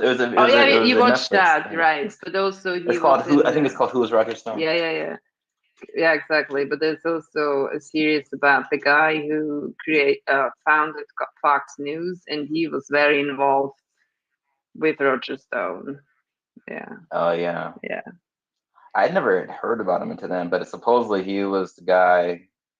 He made part of it, but Trump. Yeah. He got Trump to where he was. Yeah. It's like, who was the guy about? Because you don't get to that level. You don't get to that level unless you have generals that are. That's basically what they are. They're generals that are actually pushing you there, or keeping people from like taking you out. I mean, he I'm had sure there's a lot of people. Roger Stone, and then he had Fox News, which was basically created to get Trump elected. I think pretty much. Yeah. So that's where that comes from. I'm just reading. Yeah. I'm just reading as the Bitcoin community counts down the final hours to the much anticipated halving event. That make it seem like I'm just missing a drum roll. Yeah. And a sense of Nothing's gonna reflection. happen. Yeah, here there's Jesus. the word. A sense of reflection permeates the air. What?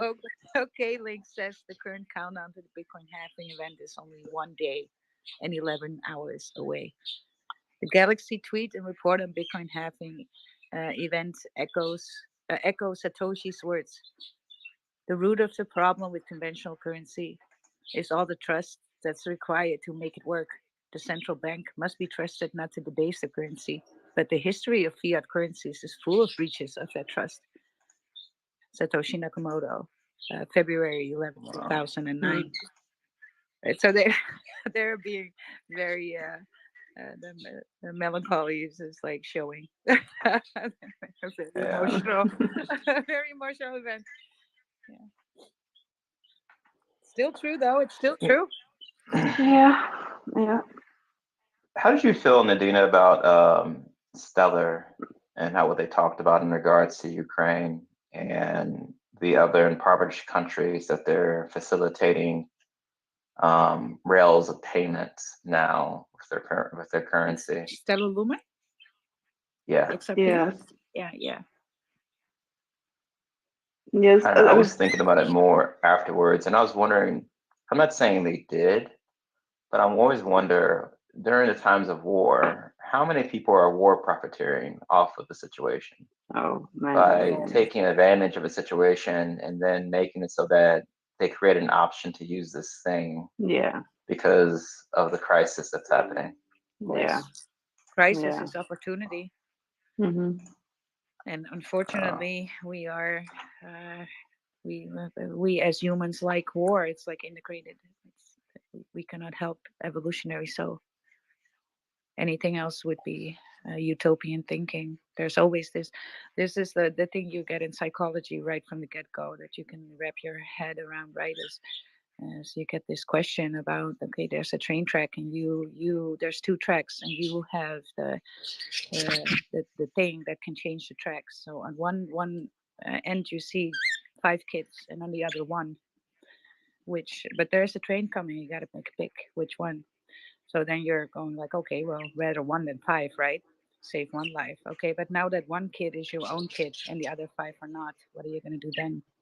So 90% will pick their own. And simply by that mechanism, there's war. Because it's inevitable that we're each going to pick our own. So you can put that in every context that you like. So your own kid, your own city, your own house, your own town, your own country, right? So this is just inherently so. So where there's war, there's crisis, and there's crisis, there's opportunity. So yeah, I'm not surprised. On the other hand, rather Stellar than banks that are doing a whole different stuff with that money on the back end. So. There's a few things that people didn't do their due diligence on too. They showed this this, not a flyer, but this off ramp, on ramp, basically everything that Stellar's connected to. And I took a photo, but there's like several platforms, exchanges that don't even exist anymore. And I'm like, whoever the hell put this together needs to be fired. Well, it was an old slide and it just didn't update it. Yeah. But still, it's misinformation. Yeah. Just like, and it's that some of those things have not been around for months. Yeah. I'm like, take that off. I mean, that shouldn't be there. I don't know. I was like looking at that. I'm like, you guys are not getting credibility points here. Because like, this exchange doesn't exist anymore, right? I think I looked up, it was like 6-7 months ago. It's been gone. Once everything. I'm like, false. Is that classified as false advertisement? If I put an exchange up that's gone, you know, and say, oh, we're listed here, but the exchange is wiped out of existence. Is that cool? Are they Dude, are like, they technically if you bring this to court, are they lying? So if they say Yeah. listed there, yeah, that thing might not be still there, but you might still be listed there. No, but that's how it God. goes in court, right? So it's like is it lying, right? If and you'd be like, yeah. yeah, well, kinda, right? And but technically, is it a technical lie? Well, no, that Jesus might not Christ. be. That's like if I sent tokens to Binance wallet and say that we're Yeah, connected to Binance or something you're like not that. lying. Jesus. You're just changing. Oh my You're God. changing the perspective of the truth. You're being creative. Yeah, yeah. It is. I think I mentioned this that this guy on he has a YouTube channel now because I have his deception deck. He has like a deck of cards all about deception, and he's called the Deception Detective. And he's a, uh, a forensic analyst, right? So he does a lot of questioning and stuff, and it's so interesting because this is exactly right omniscience and statements and how to read statements and how to listen to people in order to see or gauge any deceptive behavior.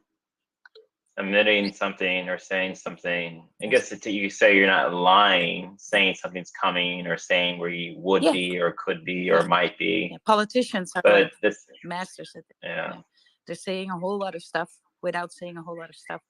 This is the trick. That's why I got that deck because of how the brain works. So for your brain, it's really hard to lie.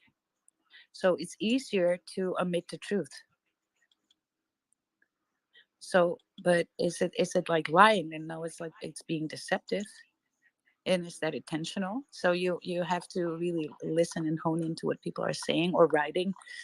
Um, that's why if you're into that and you have read that deception deck and stuff, like if you watch the news, completely different now, right? You're like, yeah, I can see this now, because that's just for me interesting because of how the brain works, right? So making up a story and sticking with a story constantly is that's hard work. But just admitting the truth by not by just going around it and being creative with it, you're technically not lying. I think a part of it too is I think people realize too that I used to think at one point people like being lied to, or they're desperate, so they're okay being lied to because they know that if they keep at it, people will come in too that also like being lied to. But I think it's not the case. The more Oh, the nobody's more like being I'm lied to. in crypto, yeah, the more I'm in crypto, the more I listen to people talk about things, about projects, or about our marketers and what they say. I'm spending a lot of time these days hanging out with Caesar in some of his spaces. I don't know why exactly. He like keeps like making me a co-host, and it's cool talking tech. I don't even talk about Aaron. I just talk about my opinions on the space. But talking to these other folks, it's always good because we're talking tech. And when I talk about things or where they talk about things they've heard, and I'm like, I think I get it. It's not that people don't, it's not that people like being lied to. That's not the case. I don't think anyone likes being lied to. I think the problem is that they're not educated on the technology and they're being told something, and instead of them questioning it and being made and them being worried to be told they're wrong, they're agreeing with it. So then it's not that I like to be lied to, but they're also they don't have enough confidence themselves to question what they're being told. It's kind of like, you know, when you go to go with your oil change and you're like, do I really need that service Well, to get that done? this is all what we have in power dynamics, right? So leadership Yeah. versus not. So that's actually what's playing out, because a lot of people do not want to do the work of what the tech is about if you're not having an inclination to interest. But then the education would be, okay, listen, your money matters, and if you respect your money and respect yourself, by your time that you work to generate that income, and you are going to make an investment, and I don't care if it's $10, $100, or $10,000, you kind of want to get all the information that you want, whether you like to or not. I don't think it works. I mean, like, so listen, so Caesar's going on. He's on a goddamn. He's like scorched earth rampage shit right now. I know. And respect to him, they're doing that because, and it takes work, you know. But and also you get attacked for doing it. But yeah, you can't tell someone. You can't. I don't. It's wild the way he's doing it. But I don't think most people. You can't tell them that what they're investing in is wrong, because it's just not going to work. You know, because if you do, we've had this conversation before with some other projects. It doesn't work at all. It's pointless because you become the bad guy, number one, for even hinting towards maybe they might have made the wrong choice. Yeah.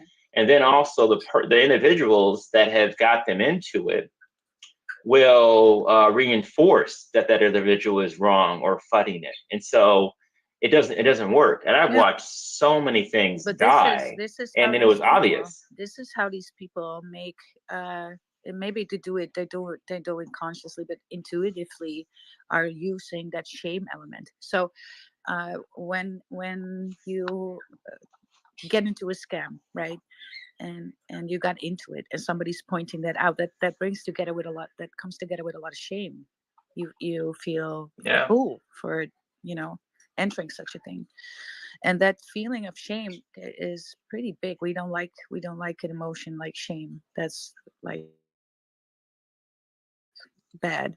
So when somebody else then susses us or stands up for it, it's so easy to just start believing the illusion again, because the other side of it would be experiencing the shame and be like, shit, I got scammed, right?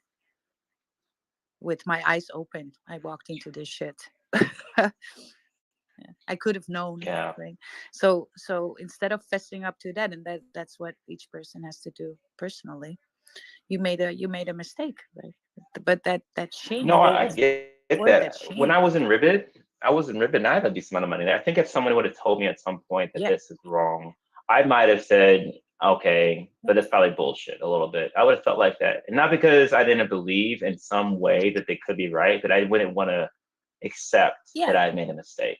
You know? And maybe you made a big money mistake too, right? Maybe that's the thing. The more money you had in there, the more the bigger the feeling of that shame would be, right, for making that mistake. So that's why you can tell when somebody's in the TG by what they're posting and being all nervous about it, that they're over invested. Yeah. And then if you're in a scam, you might even go that far to just drink more Kool-Aid, right, and die altogether, instead of looking in the mirror and be like, yeah, crap, I invested life savings into this shit. It takes a lot. It takes a lot of spine and a lot of character to really say, like, all right, yeah, they fooled me. I bought that fucking dip on HBOB. I ran that up to all these millions, took profit there, and then with that profit, I bought that dip. I was like, and then they were doing, this, and I was like, holy shit, they got me, right? And I shouldn't have done that. But I watched HPOP for a while. Never said anything because I wasn't sure, because I wasn't in it heavy. I mean, I bought a decent amount at $3 million. I mean, I might have told you about that, and then I got out at a blocks when I went to this point. But but one thing I did notice, I would sometimes sit in some of the spaces and listen how things were talked about. And when that's one thing I guess I get a little privy to from Nadina being a developer and me being in crypto for a while. You hear certain things that just aren't factually true, but you can't say that, because the second you say that, you're going to get attacked. So you hear it and you're like, I don't think that's possible. Yeah, or they bring it in a way that if you say something, because I've caught them on that a few times too, but then if you bring the facts, they're going to change their words around and start giving you like a how do you call it, word salad, right? And then word salad, they give you word salad, or they'll say something that they didn't say, or they'll say that, let's talk about like whose credentials is better than this, or look what I've done. I'm like, you're deflecting. They're deflecting from like what was said, or a switch to mocking or something else, and then these are red flags. These are huge red flags. I've been kicked out of their spaces for telling people, like, when they were saying like Ape Life Savings, I was like, I hope that's a joke. Yeah. And then some other people from the community were asking, well, they said, well, you know, this is a meme token. You got to diversify then a little in other stuff, right? And they didn't want me to say that because everybody needed to buy just that token. I was just like, that's insane. That's a red flag. But even though I saw the red flags, and I am partly trained to see red flags, right? I was like, you know, bull run's coming, you know, it's fine, you know. And the hindsight, if they would have not migrated but just launched something else on the side, they didn't need to fucking do anything. They didn't need to do anything. They could have stayed still. Yeah, exactly. It would, you know, and probably in this bull run, it would have done some numbers still, just because of the reputation. You know what happened previously, people would still see like, all right, oh yeah, buy that. So that's the crazy thing about it, right? So I was thinking, all right, well, is it one of the best projects ever? No, definitely not. There's things going on here that shouldn't be going on, but you know what, bull run's coming, and then we just DCA out and bow out. But that didn't happen. So it's something worse. But the red flags were all there, definitely. But even if you would have come up and they let you come up and not muted you, because that's a tactic too, then, you know, you point something out, you get, you know, deflection all around. Like you say, they're gonna mock you, or they twist your words into something like straw man you, right? And so that happens a lot, and it kind of happens in this Degen place. Yeah, it's unfortunate. That's space, and sadly, it's a lot. It's very predatory, or it's very dangerous. Preying on the people that don't know. And unfortunately, I'm thinking that Caesar is doing a pretty good job, because I think we're at the point in the market where the new people haven't come in yet in droves. And a lot of people know the spiel, right? And I think enough people know the spiel to back him up when he's up there. I'm liking a post, I'm reposting a post, I don't care, right? But I see more and more people are willing to do that. And that's, I'll back him up. He gets up there and talks and says things. I mean, I think sometimes it's a little bit like kind of fuck everyone type thing. Or the scammers mostly. Like, I'm like, I'll back it. Yeah. I'm like, all right, man. But because I know he's getting attacked. He has to be getting attacked a lot. But if he's done that half a year ago, no. But half a year more of these scams will make the rest of the space, the people that are selling crypto, it's like a village. You cannot keep that up for long. And unfortunately, the bull run and all this bullish stuff didn't happen before, or else this influx of new people come that they can, you know, scam.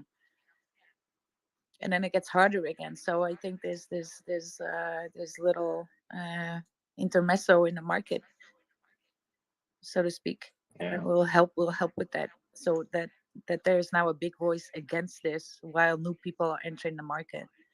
It's hard enough as it is, right? It takes a lot of energy. I mean, to say, I mean, I did a little bit. I was saying, I wasn't even saying anything about the community except for the shit devs of dog, you know, that were clearly scamming people with like dropping wallet journal links, and just saying a post that it was wrong for them to allow their admins to post wallet drainer links in their TG. I can tell you, I got attacked a lot about saying, oh, well, you got this dev of that's talking shit about community. I'm like, I'm not. I'm talking about the people that were scamming people, which is all documented that this happened. But then I realized more and more that when you're running something, when you're running a project, you have to stay in this kind of weird neutral lane where you don't either you're going to be someone that pulls a fucking it's kind of like Switzerland. You have to, like, you can't say anything, you can't really say anything negative or anything really, really positive. You gotta be neutral.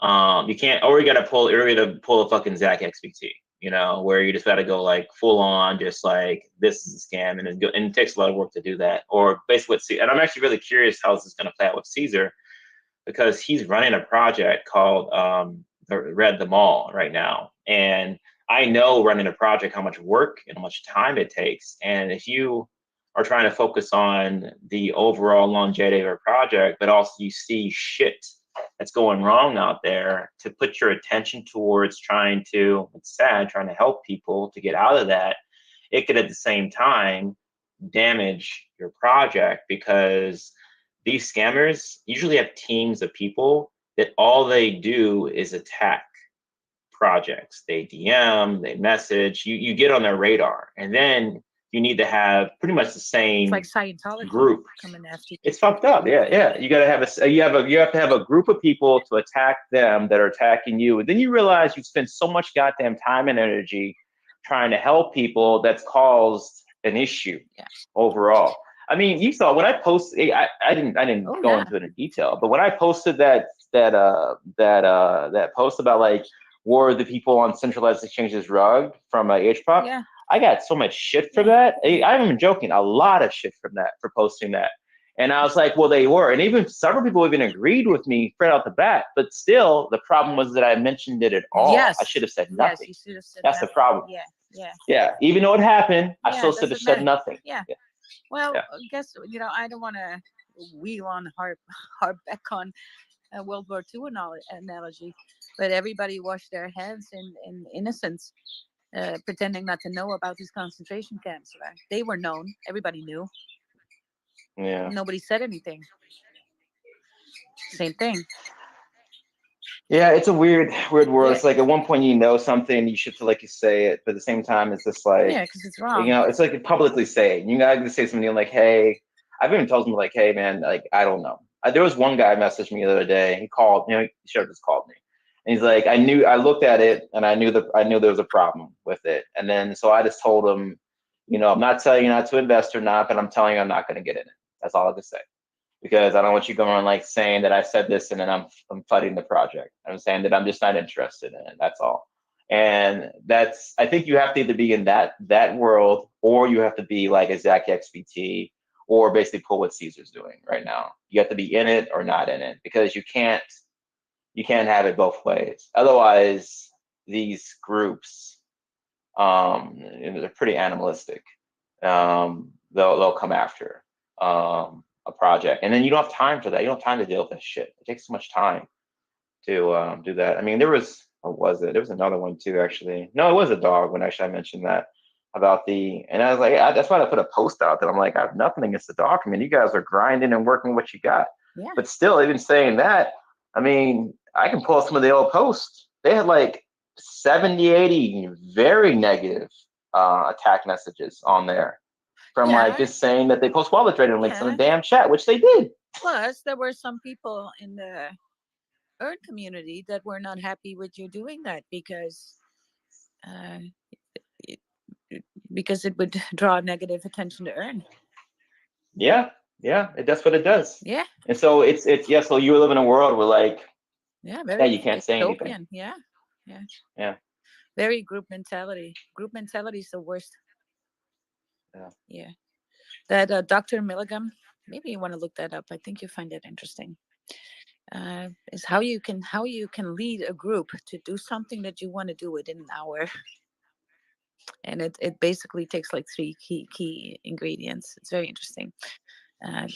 Because he was wondering about that question about World War II, right? How many people looked away? Why did Jewish people of all push the buttons in the gas chambers, right? Why did they do that, right? So how would you instruct somebody to do that? Well, I haven't seen really a possible way of doing it, because I watch just another guy that's running the project that's kind of gone that route a little bit. Yeah. And I've seen what's happening to his project, and I read the comments underneath his post. They won't even let him up in some spaces that I'm in. Mm-hmm. I'm there talking in a space, and he'll message if you can let him up, and the people that actually are there are like, no. And I'm like, I don't know what he's done, but I can assume it's based on those posts that he made that it's called being blacklisted. That's what's happening. Yeah. Yeah. The outcome of all of this is that it takes its sweet course into something that, there's always a bigger benefit to the larger group. and that will always prevail. So this is why the story that good always wins over evil. And then, okay, but what is good? Good is what is best for the majority. That's what's going to be the good side, right?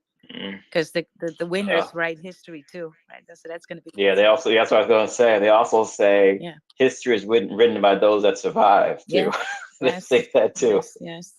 Well, they Yeah, are the a part victor of would the write the good books. because they survive. They are a part of the good because that's evolution playing out. Because it's what's good for the group in an evolutionary lens. That's basically always where the good. That's where all the stories that good always prevails over evil. That's why we all believe that. So, well, what happens is at one point you got to ask yourself, is this good for crypto or not? No, it's not. It's not good for the whole of crypto. So, That's how wars start, at, though, because both sides yeah, really do doing something good. They both, because right yeah, now, that's like it. wars start because both sides think they're good. Yeah, but then the strong and That's how a win, goddamn war starts. right? Yeah. Yeah, the smartest, the strongest, right? That's what Darwin. Yeah. That's the good. The ones that survive. So it's such a double-edged sword. So is this scamming good for crypto? Maybe short term, some people get better of it. Definitely, the scammers get better of it. But how long can you play this game before it's not Yeah. before it's not anymore and it's catching up? And we see that with already the SEC, keeping an eye, right? And in however which way they do it, they're not wrong with the hunch that something that shit's going on that shouldn't be going on, because that's definitely a truth as well in crypto. Yeah, I'm sure they're making profiles on individuals, and Yes. they'll come into time. Yeah. They'll do their thing. Yeah, I'm sure of that. But So they have, they're looking at something and they're not wrong. So it will play out. That doesn't mean that crypto won't survive anymore, but then there's a better way of crypto without or reducing risk of this happening. Yeah. oh, absolutely, it's wild though. I mean, some are just docs too, right? So how long can you? Then not even. I'm not talking even about legislation stepping up and stepping in, right? And getting you, but you mess with some wrong people in this world, and you don't even have to wait for jurisdiction to step in. They'll come and catch you. Oh yeah, Yeah, yeah. yeah. Actually, the chances of that happening is much higher.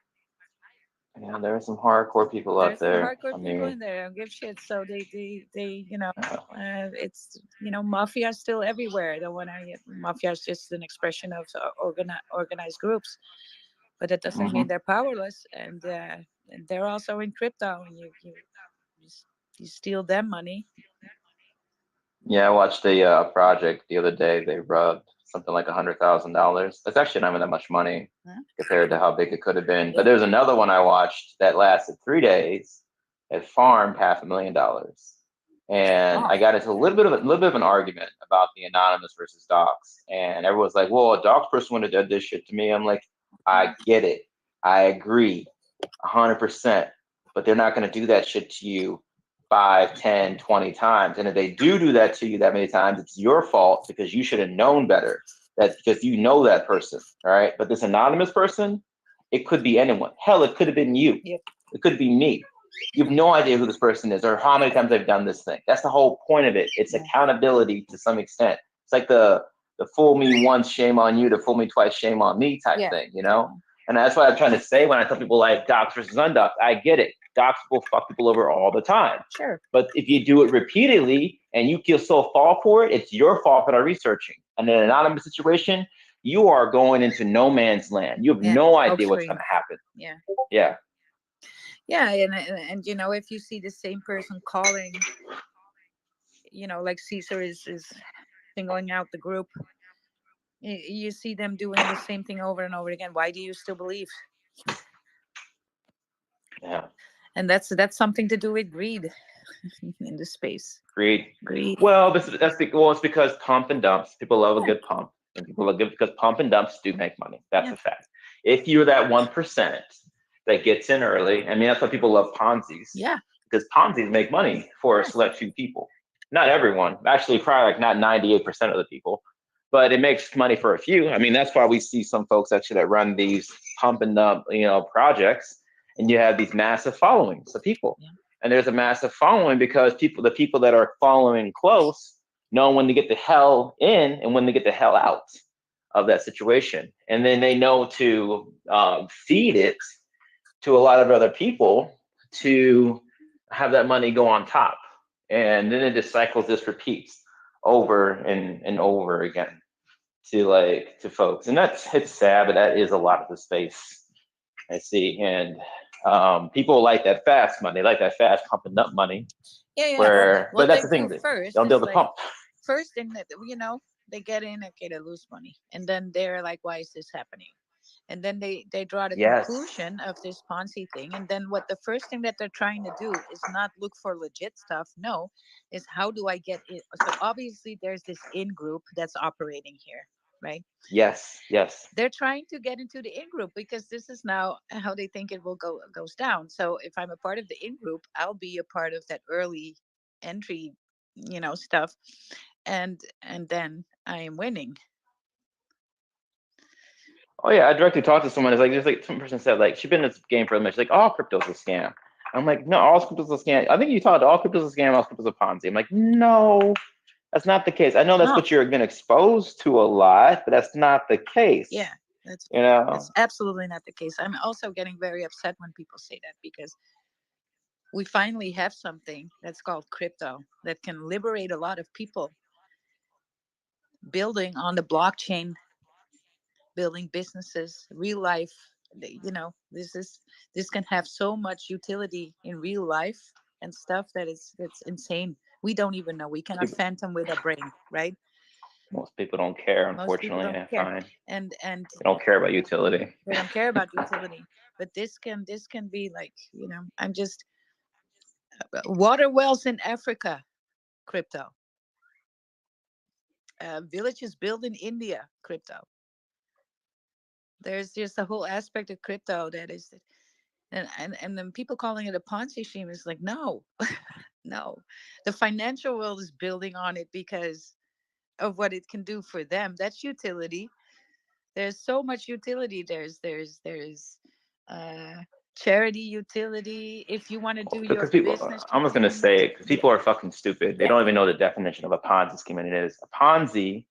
Is when you say something. Also goes on the line because Ponzi's are fraud. But a Ponzi scheme, the easiest way to define it is you say you're going to give X amount of percent to people, to your investors, or something to your investors for their money. You promise this percentage return, which is completely fucking impossible to achieve, but you say it. You write it down, you put it somewhere, and then people invest money into your project based off of this number. That number is the big important thing where that makes a Ponzi. And so that number is only achievable based off of other people investing. That's a fucking Ponzi because you have this number that you need to achieve that can only be achievable by more money coming in. And so if there isn't a goddamn number there in the first place, it's not a Ponzi.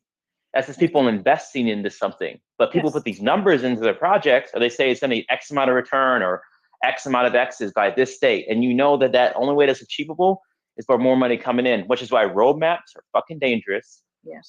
Because that is promising something by a certain date, which is only achievable by money coming in from other people most of the time. You can't promise a date or a time. It doesn't work. No. A roadmap should not call it a roadmap because that's means it's basically a Ponzi map. Well, yeah, a Ponzi map. But what you should call it, and what everybody needs to do, I don't know in the States, but here you got to make a declaration of your business, right? So that does have some goals in it, but in the broader in the broader setting, like it tells you. It tells the people what your business does, what it's for. So basically, your utility and your vision, right? It's a vision about the company. So, but it's not a roadmap. Nothing is set in stone, right? But it's more of a vision and that's nice because it's a vision. It's something. It depends on a lot of things, and and over time you hope to get there. So it's a declaration of your intent, right? So declaration of intent for business. I don't know if you need to have that in the States, but here you do. Yeah, running crypto businesses are very dangerous in the U.S. and regulation. Nadine and I went to a convention the other day, and we listened to some law professors, or basically some people, actually, that's what their profession is. They basically figure out ways to legalize, regulate, or consult how to get to the point where you're not going to be sued out of existence or basically go to fucking prison. And a lot of things they said is that once you start accepting money for crypto services, you are playing a dangerous game. And he said, here's your options. You either do this and don't take any money, but then that is a hobby or something that you're doing for your reputation, basically what Nadine and I are doing, or you start accepting payments for transactions, and then you go into this world of operating a business, which you can do revenue share, which you can build, right? And we saw all these businesses, but basically the way they painted this picture is that even Binance with its entire legal team, I think Nadine was like 30-40% compliance or something like that, like 40% is they're in compliance for the legal team, and that's Binance, for God's sakes. And so they're saying, but a lot of people, what they're doing, they're running these crypto businesses where they're building something, a platform that, like, simple, like you build a platform and you sell NFTs and you take a cut of it. You build a DEX and you allow people to trade in your DEX and you take a cut of them trading. You build some other system where you like allow people to trade money, which usually takes a money transfer license and a lot of other shit to do. Or you build a trading bot, where you allow people to get paid revenue share.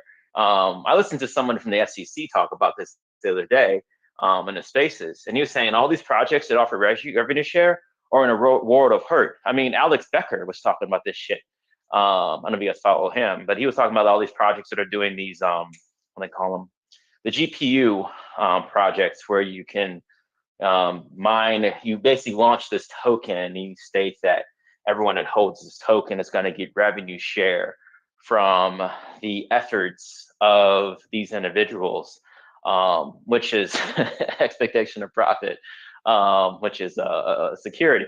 It's very dangerous. I mean, you guys ever wonder why the hell did we call the reflection shares instead of revenue? Is because it's not dependent on me and Dina. It's dependent on just movement in the entire decentralized ecosystem that just goes back out. Yeah. That's why we call it that. It's a legal reason that we do that. Why don't we have revenue share anywhere? Yeah. Why don't Nadine and I take a payment for anything? Or rewards, right? That's something else. Yeah. Revenue is. Yeah, it's all reasons for this. So we do, because we've been hearing people talk about how dangerous this shit is. And I think a lot of people, and from my review, either A, they don't give a damn, or B, they figure they're not going to get big enough to get targeted by a regulatory agency. That's the only reason they're doing this stuff. Yeah. Okay, but people don't know that the US government, the SEC, the IRS, and the DOJ do target individuals of different countries. If you touch a US citizen in any way, market to them, or they touch your currency with US dollars, you are subject to regulatory action from them. And so you just gotta know how the game is played, And so if you don't know how the game is played, you're gonna fucking end up in prison, like Sam Bankman-Fried or Roger Ver or Ross Ulbricht. I mean, we call these the Icaruses. They flew too close to the sun.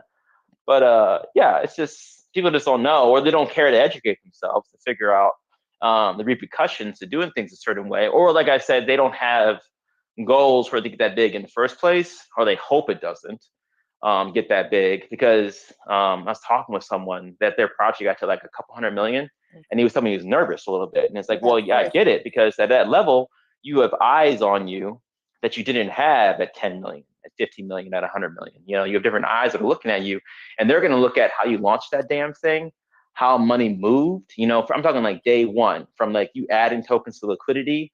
How much did you pre-allocate to yourself? How was that spent? How did you market it? What did you say? I mean, that's all it's all documented. It's all blockchain, right? Yeah. And so people don't think about that stuff, about basically saying words matter on how you talk about something. And anyway, it's wild seeing how people play these games, these projects out there. And I'm waiting to see what happens at the end of the cycle, because I don't think these regulatory bodies are going to do much during the bull run, but it's going to be nightmarish for a lot of people next bear market, where they're going to go back and look what all happened. And then you're going to see all these notices going out to individuals. And it's going to be some wild YouTube videos talking about like people that get these enforcement actions or these subpoenas to come in and talk about what the hell they did leading up to the bull market. And it's gonna be wild, in my opinion. But you gotta make that quick money, I guess, to do these things this way and see how it plays out. Yeah, well, that's why I the think thing. That's the greed is at the base of this. And it's not like we're. Look, I just read this article too. Bitcoin is up 800% since the last halving in total. Is that not enough for you? it's a lot of money. It's like 8x in 4 years. That's a lot of money. Is that not enough? Do we need to be doing this? I mean, we all like to do some, maybe some entertainment shit coining, occasionally. But that's like going to the casino. I made a post the other day. Is it not enough, right? Is it not enough that you can huddle for 4 years? Oh yeah, I made a post the other day that Earn is well, now it's 190 days old, but it's yesterday was 189 days old. It launched at a 3K market cap, like $3,100 is what it launched at. At its all-time high, it was up 7,145x from its launch price. 7,000x. Yeah, what is enough? From 8x is Bitcoin, 10x, 100x. Also, what timeline is enough? I like these faces Rodney puts on sometimes. They talk about like, when's the next 100x? And I'm like, when by when? what timeline do you need that to happen? What are we talking about? Yeah. Like when by tomorrow? Probably not. Or SHILL token, right? What should I do? Yeah. But yeah, it's yeah. I mean, I'm not complaining, right? Depending on what your goals are, crypto is the volatility is high, but so are the rewards, and you don't even need to do shit tokens. But that is time is time, and a lot of people are getting patient, and I'm not the most patient person to begin with, but when it comes to money, I'm thinking like this: where can I make that kind of money in 4 years? Nowhere. Yeah. Nowhere Yeah, with that effort, right? Without expending a lot of effort. If you see my business and what I make compared to huddling into DCA and huddle, right? Yeah, it's my passion. I love my work, but it's not like I'm a millionaire there. Yeah, I probably need to do this for another 20 years to get there. So, in comparison, for the energy that you put in and the money that you get back, what is that 2 years? What is 4 years? Yeah. It's all about time. Yeah. That's why I tell people this DCA, and just like wait and take your time for like your health. Speaking of, I'm going to run in a little bit, talking about time and health. But yeah, you got to take your time on things and take care of yourself, because life is short. I don't really like trading very much. Like I don't like day trading or really bounce around a lot. I mean, like they say sometimes, don't keep your eggs in one basket, but sometimes, maybe just keep your eggs in 1 or 2 baskets and watch the goddamn basket. Yeah. Which is for most people. If you like trading because of the technical aspect of it, it's something that you like to do, then by all means, right? I like to do some scalping simply because I think it's fun. So if you don't think it's fun, then don't. DCAs. Purely for entertainment more than anything. It's entertainment. If it's fun, to go ahead and do it. But you don't need to. And if you just DCA is still the best strategy in investing. It was always the case in stock market, and the same goes for crypto. Same thing. And Yeah. macro things are going up. And if you look where Bitcoin crypto is at right now in the market, not even 3% of the stock market. It grows every year, right? Especially with every super cycle. And but it means it's still in diapers, so there's a long way to go. I'm actually looking at putting maybe some crypto related stuff in my will. I mean, it's a good idea to have ways of accessibility, Yeah. especially in those moments that you don't really predict very well. I started to think about that before the surgery. I was like, maybe I'm going to be okay. It's not, but it got me thinking, like, you're in for the long haul. So I'm buying Bitcoin too. So maybe for my daughter, is to set that apart. What if it is like 40, 50 years from now? You don't know. Yeah. Yeah. Oh, absolutely. Name something for my Ripple that ever moves. 10 years later, Ripple's still move. Yeah, I get that. I know we were debating the other day about taking a large amount of our Teslas and just putting them into earn at some point. I mean, I don't know. Maybe we might allocate, but Charles Hawkinson's nice words the other day about XRP. I mean, about Ripple seemed pretty cool, but still, it does make it frustrating when you watch something go up quite substantially, especially when it's something that you're directly backing, and you think about the other thing that you're not directly backing, but you're depending on the efforts of others. Yeah, but to do it. And you also had this plan, of course, right? So it's like you're finding the plan there. Okay, I had a plan. Right. I needed to take profits of this to leverage into A, B, C, and D, and so and now that Ripple XRP is actually falling out of its accumulating pattern, right? So it's falling out of the flag. It lost that lower trend line, and I'm just sitting there looking at it like, better be fucking doing something. I gave it two more months. 2 more months, because that for me was like a no, right? It needed to stay in that 5. It was a bull flag of 5 years that it's in, right? That consolidation phase is 5 years, and now we broke to that lower trend line. That's not good news.